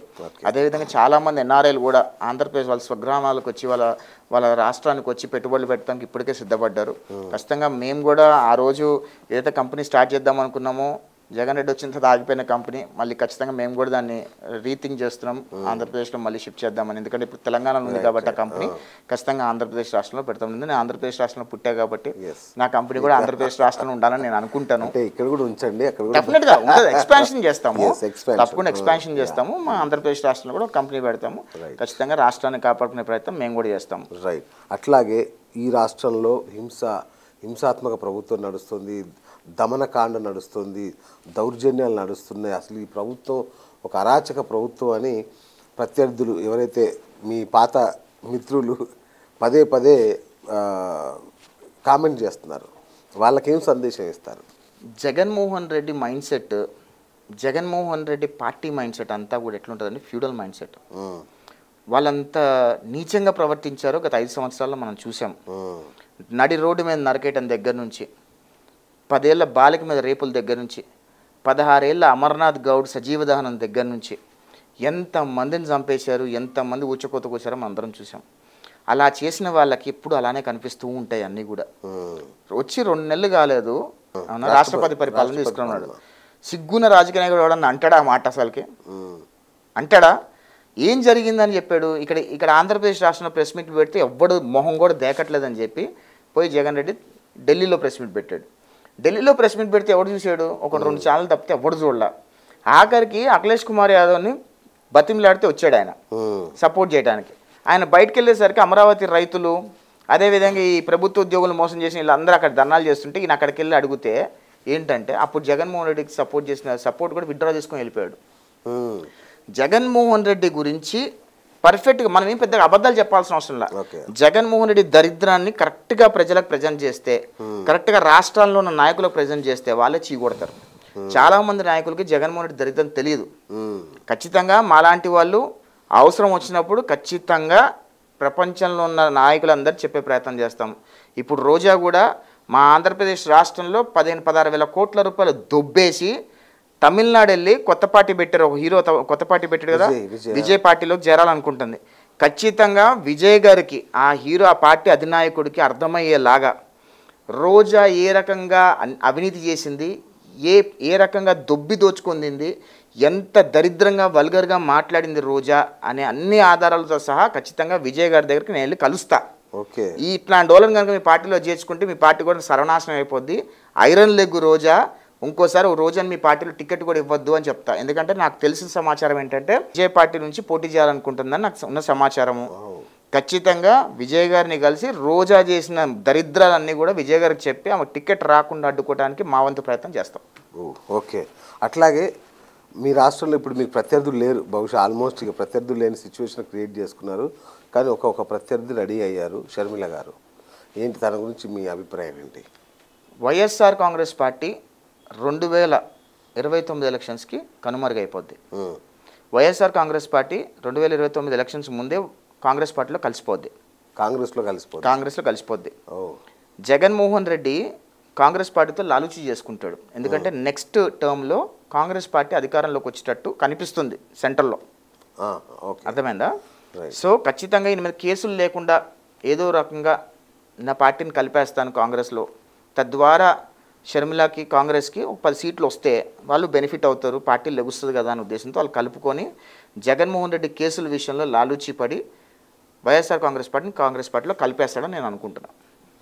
ఇది మీ ప్రిడిక్షన్? ఓకే. నా ప్రిడిక్షన్స్ లాస్ట్ 15 years 10 yearsలో ఏది రాంగ్ కాల, అందుకే నేను మాట్లాడలే. అబ్బో ఇది భయంకరమైన ప్రిడిక్షన్ ఉంది. ఖచ్చితంగా కాంగ్రెస్ పార్టీలో జగన్ ఒకప్పుడు కాంగ్రెస్ ను సోనియాని అంత ధిక్కరించి అంత బొమ్మ లేదండి. ఆయన మొహం ఆయన సోనియాని ధిక్కరించి వచ్చేది ఏంది? ఆయన బెయిల్ రావడానికి కాళ్ళు పట్టుకొని బెయిల్ తెచ్చుకొని, ఇప్పుడు కేసీఆర్ ఎట్లయితే తెలంగాణ ఇస్తే పార్టీని విలీనం చేస్తా అన్నాడో అదే రకంగా బెయిల్ ఇస్తే మీ కాళ్ళ కింద కుక్కిన పిల్ల పడుంటా అని చెప్పి బయటకు వచ్చి ఏదో తిమ్మిని బొమ్మిని చేసి పార్టీ పెట్టుకొని బయటకు వచ్చింది. రాష్ట్రం విడిపోయింది కాబట్టి. ఒకవేళ రాష్ట్రం విడిపోకపోతే అంత సినిమా ఏం లేదు. జగన్మోహన్ రెడ్డి సోనియా గాంధీని ఎదిరించే అంత దమ్ము లేదు, అంత సీను లేదు. అదే జస్ట్ ఏంటంటే ఆ వైసీపీలో ప్రొజెక్షన్స్ తప్పితే ఏం లేదండి అక్కడ. అంత సినిమా లేదు జగన్మోహన్ రెడ్డికి. ఈ మధ్య కాలంలో హర్ష సాయి అనే ఒక యూట్యూబర్ ఎంత సంచలనం సృష్టించాడో అంత అప్రతిష్ట మూట కట్టుకున్నాడు ఈ యొక్క మన బెట్టింగ్ యాప్స్ని ప్రమోట్ చేసి. అది చాలా అంటే ఒక పెద్ద యుద్ధమే నడిచింది. ఒక ఎన్ఆర్ఐ ద్వారా అతన్ని బయట పెట్టడం, యువ సామ్రాట్ రవి అతను పెద్ద యుద్ధం చేసి బయట పెట్టాడు. బట్ ఈ రోజు కూడా ప్రతిరోజు పేపర్లో ఒక వార్త, బెట్టింగ్ యాప్స్ వల్ల ఆత్మహత్య చేసుకోవడం, శవాలు దొరకడం. ఏంటన్నా ఈ పరిస్థితి? అసలుకి చాలా మంది, నేను కూడా సోషల్ మీడియా చూస్తూ ఉంటా, వాళ్ళు సెల్ఫీ వీడియోలు తీసుకొని నేను చచ్చిపోతాను మందు తాగుతూ వాళ్ళకి చాలా చేస్తున్నారు. ఐ థింక్ ఆంధ్రప్రదేశ్ రాష్ట్రం కంటే కూడా తెలంగాణ రాష్ట్రంలో ఎక్కువగా జరుగుతున్నాయి. ఎక్కువ ప్రమోషన్స్ అన్నీ కూడా తెలంగాణ రాష్ట్రంలో జరుగుతున్నాయి. నేనేమంటానంటే తెలంగాణ రాష్ట్ర ముఖ్యమంత్రి రేవంత్ రెడ్డి గారు దీన్ని సీరియస్గా తీసుకుంటే కనుక అది 2 నిమిషాల పని. అవును, ఎందుకు గవర్నమెంట్ సీరియస్గా తీసుకుంటుందో నాకు తెలియదు. నిజానికి యాప్స్ అన్ని బ్యాన్ ఇక్కడ, అసలు అలాంటి వాటికి లేదు నిజానికి. ఇవన్నీ అక్రమంగా చొరబడుతున్న యాప్స్ ఇవి. అక్రమంగా చొరబడుతున్నప్పుడు అసలుకి ఎవడెవడైతే ప్రమోట్ చేస్తున్నారో, ఈ చిన్న చిత్క సెలబ్రిటీలు ఎవరైతే ప్రమోట్ చేస్తున్నారో వాళ్ళందరినీ బొక్కలు వేసి దోమాలి. వాళ్ళు సెలబ్రిటీస్ ప్రమోట్ చేయడం వల్లే కదా వీళ్ళందరూ కూడా, వాళ్ళ ఫాలోవర్స్ అందరూ కూడా దానిలోకి వెళ్ళిపోయి ఆ ఊబిలోకి దిగిపోయి బయటికి రాక అప్పులు అయిపోయి ఒక 18 years కిడ్ బెట్టింగ్ యాప్లోకి వెళ్ళటం ఏంటి, ఆ డబ్బులు పోగొట్టుకోవటం ఏంటి, ఉరేసుకొని చచ్చిపోవటం ఏంటి. ఒక 24 years కిడ్ మొన్న ఒక వ్యక్తి కొత్తగా పెళ్ళి అయ్యి ఒక పిల్లోడు ఉన్నాడంట, అప్పులు ఊబిలోకి వెళ్ళిపోయింది ఆ బెట్టింగ్ యాప్లో. ఆ పిల్లాన్ని ఆ పిల్లోడిని వదిలేసి చచ్చిపోయింది ఆ అబ్బాయి. ఎవరు చూస్తారు ఇవన్నీ? ఎందుకు గవర్నమెంట్స్ పట్టించుకోవట్లేదు నాకు అర్థం కావట్లేదు. ఎంత ఇల్లీగల్గా చొరబడ్డా ఎంత ఉన్నా సరే మనకు ఒక టెక్నాలజీ ఉంది, సైబర్ క్రైమ్ టెక్నాలజీ ఉంది. ఒక్క నిమిషం రేవంత్ రెడ్డి గారు ఒక్క నిమిషం దృష్టి పెట్టి ఇక్కడ జరుగుతున్న బెట్టింగ్ యాప్ల మీద కనుక ఖచ్చితంగా ఒక దృష్టి పెడితే కనుక ఎంతో మంది ప్రజల ప్రాణాలు కాపాడతారని నేను అనుకుంటున్నా. కానీ నాకు ఒక డౌట్ ఉంది. ఎందుకంటే గవర్నమెంట్స్ అనుకుంటే 2 నిమిషాల పని, పోలీసులు అనుకుంటే 2 నిమిషాల పని. మరి పోలీసులు గవర్నమెంట్ అనుకోవటం లేదు అంటే కనుక ఇది చాలా పెద్ద రాకెట్ ఏమో అనే అనుమానం కూడా నాకు ఉంది. ఖచ్చితంగా దానిలో హేమాహేమీలు ఉన్నారు. నాకు తెలిసి మొన్న రవిని కూడా చంపేస్తామని చెప్పి కూడా చాలా బెదిరింపు కాల్స్ వచ్చినాయని వింటున్నా. అంటే అంత చంపేస్తామని ఎక్కడెక్కడి నుంచో ఫోన్లు చేసి బెదిరిస్తున్నారు అంటే కదా ఎంత పెద్ద పెద్ద తలకాయలు ఇన్వాల్వ్ అయి ఉంటాయి. నువ్వు హైదరాబాద్ రా నేను అయిపోతావని చెప్పారంట. అదే అంటున్నా, ఆయన వచ్చి ఎదురు చూస్తున్నాడు ఎవడైనా వస్తాడు అంటే. లేదు మీరు అంత జోక్గా తీసుకోకండి. రవిని చంపేసినా ఆశ్చర్యపోవాల్సిన అవసరం లేదు. ఎందుకంటే ఈ బెట్టింగ్ లో చాలా పెద్ద పెద్ద డాన్లు, మాఫియా డాన్లు ఉంటారు. వాళ్ళకి ఎంత డబ్బు స్కాటర్ అవుతుంది, బ్లాక్ మనీ మొత్తం ఇక్కడ వైట్ మనీ అవుతా ఉంటాయి బెట్టింగ్ ల్యాబ్లలో. మాకు తెలిసిన ఒక అబ్బాయి ఒక స్టూడియోలు కడుతుంటాడు, ఏది గ్రీన్ మ్యాట్ స్టూడియోలు కడుతుంటాడు. వాడిని ఒక అడవిలోకి తీసుకెళ్లారంట, ఒక చోటికి. ఓకే, తీసుకెళ్ళి అక్కడ స్టూడియో కట్టారంట. సీక్రెట్గా స్టూడియోలు కడుతున్నాడు. బహుశా నర్సాపూర్ ఫారెస్ట్లోనూ ఎక్కడో లోపల స్టూడియోలు, గ్రీన్ మ్యాట్ స్టూడియోలు వేసి దాంట్లో చేస్తున్నారంట ఇదంతా. వావ్. ఐ థింక్ నేను అంటుంది ఏంటంటే వీటికన్నిటికీ ఎక్కడ చెక్కబడాలంటే ఎవరెవరైతే ఈ బెట్టింగ్ యాప్ ప్రమోట్ చేస్తున్నారో వాళ్ళందరి మీద కేసులు పెట్టి సుమోటగా నాన్ బెయిలబుల్ కేసులు పెట్టి జైల్లో వేస్తే ఇంకొకటి ప్రమోట్ చేయాలంటే భయపడతారు. బెట్టింగ్ యాప్ ఇంకోటి ప్రమోట్ చేయాలంటే భయపడతారు. ఖచ్చితంగా మీ ద్వారా తెలంగాణ రాష్ట్ర ముఖ్యమంత్రి రేవంత్ రెడ్డి గారికి ఒక విన్నపం ఏంటంటే ఈ బెట్టింగ్ ల్యాబ్ ఎవరైతే ప్రమోట్ చేస్తున్నారో వాళ్ళందరి మీద సుమోటోగా నాన్ బెయిలబుల్ కేసులు పెట్టి వాళ్ళని జైల్లో వేయండి. ఇంకోడు బెట్టింగ్ ల్యాబ్ ప్రమోట్ చేయాలంటే భయపడే స్థాయికి చట్టాలు తీసుకొస్తే ఖచ్చితంగా ఎంతోమంది ప్రాణాలు మీరు కాపాడిన వాళ్ళ అవుతారు. ఎందుకంటే young kids, 18 years kids, 32 years వాళ్ళు, 25 years వాళ్ళు ఉరేసుకొని చచ్చిపోతున్నారు. వాళ్ళు మందు దాగి వీడియోలు తీసుకుని చచ్చిపోతున్నారు. ఈ డబ్బులు అన్నిటి గ్యాంబ్లింగ్లోకి వెళ్ళిపోయి ఎంతమంది చచ్చిపోతున్నారు. అదేవిధంగా మీ అందరికీ బెట్టింగ్లు ఎవరైతారో వాళ్ళందరూ కూడా విషయం చెప్తా. మీరు ఫస్ట్ మీ బెట్టింగ్ మొదలు పెడితే ₹1 వచ్చిందని చెప్పి ఆశ పడకండి. ఇవన్నీ కూడా మీ దగ్గర డబ్బులు గుంజుకోవడానికి మాత్రమే ఇవన్నీ కూడా చేస్తున్నారు వాళ్ళు. ఈ బెట్టింగ్ యాప్లు దరిద్రంలోకి వెళ్ళకండి. ఒక్కసారి బెట్టింగ్ యాప్ దరిద్రాల్లోకి మీరు వెళ్ళారు అంటే కనుక మీ జీవితాలు సర్వనాశనం అయిపోతాయి. అవి ఒక్కసారి ఆలోచించండి. ఎందుకంటే మీ కన్న తల్లి 9 మాసాలు మూసి పెంచి చదివించి ఇంత చేస్తే మీరు బెట్టింగ్ యాప్లో మోసపోయారని చెప్పి ఊరేసుకుని చచ్చిపోతే మీ తల్లిదండ్రులు ఎంత బాధపడతారు. అదేవిధంగా మీ పెళ్లి చేసుకొని మీ చిన్న పిల్లలు ఉంటే వాళ్ళని వదిలేసి మీరు చచ్చిపోతుంటే వాళ్ళు ఏమైపోతారు. ఒకసారి ఆలోచించమని కోరుతున్నాను. అదేవిధంగా ముఖ్యమంత్రి రేవంత్ రెడ్డి గారు కూడా సరైన చర్యలు తీసుకుంటారని ఆశిస్తున్నామండి. సూపర్, తప్పకుండా అన్న. మీరు ఎంత అద్భుతంగా మీరు ఎలా అయితే విన్నపం చేశారో మా మీడియా ద్వారా దాన్ని మేము కూడా అంతే ప్రచారం చేస్తాము. బెట్టింగ్ యాప్లు బ్యాన్ అయ్యే వరకు కూడా మేము కూడా పోరాడతామన్నా. Okay okay okay so wonderful sir, చాలా విషయాలు చర్చించాము. So all the best. First మీకు ఎట్లాగో మీ బాబు గారు అక్కడ దున్నేస్తున్నారు కాబట్టి మీకు ప్రాబ్లం లేదు. సో ఇక్కడ తెలంగాణలో కూడా మీ వాడే ఉన్నాడు, అదే తెలుగుదేశం ప్రాడక్ట్ మీ ముఖ్యమంత్రి ఉన్నాడు. సో 2 రాష్ట్రాలు దున్నేస్తున్నారు మీరు ఇప్పుడు. సో ఎనీవే, బట్ వాళ్ళన్నిటికంటే కూడా మీరు రేపు చట్టసభలో ఉంటే చూడాలని ఉంది మాకు.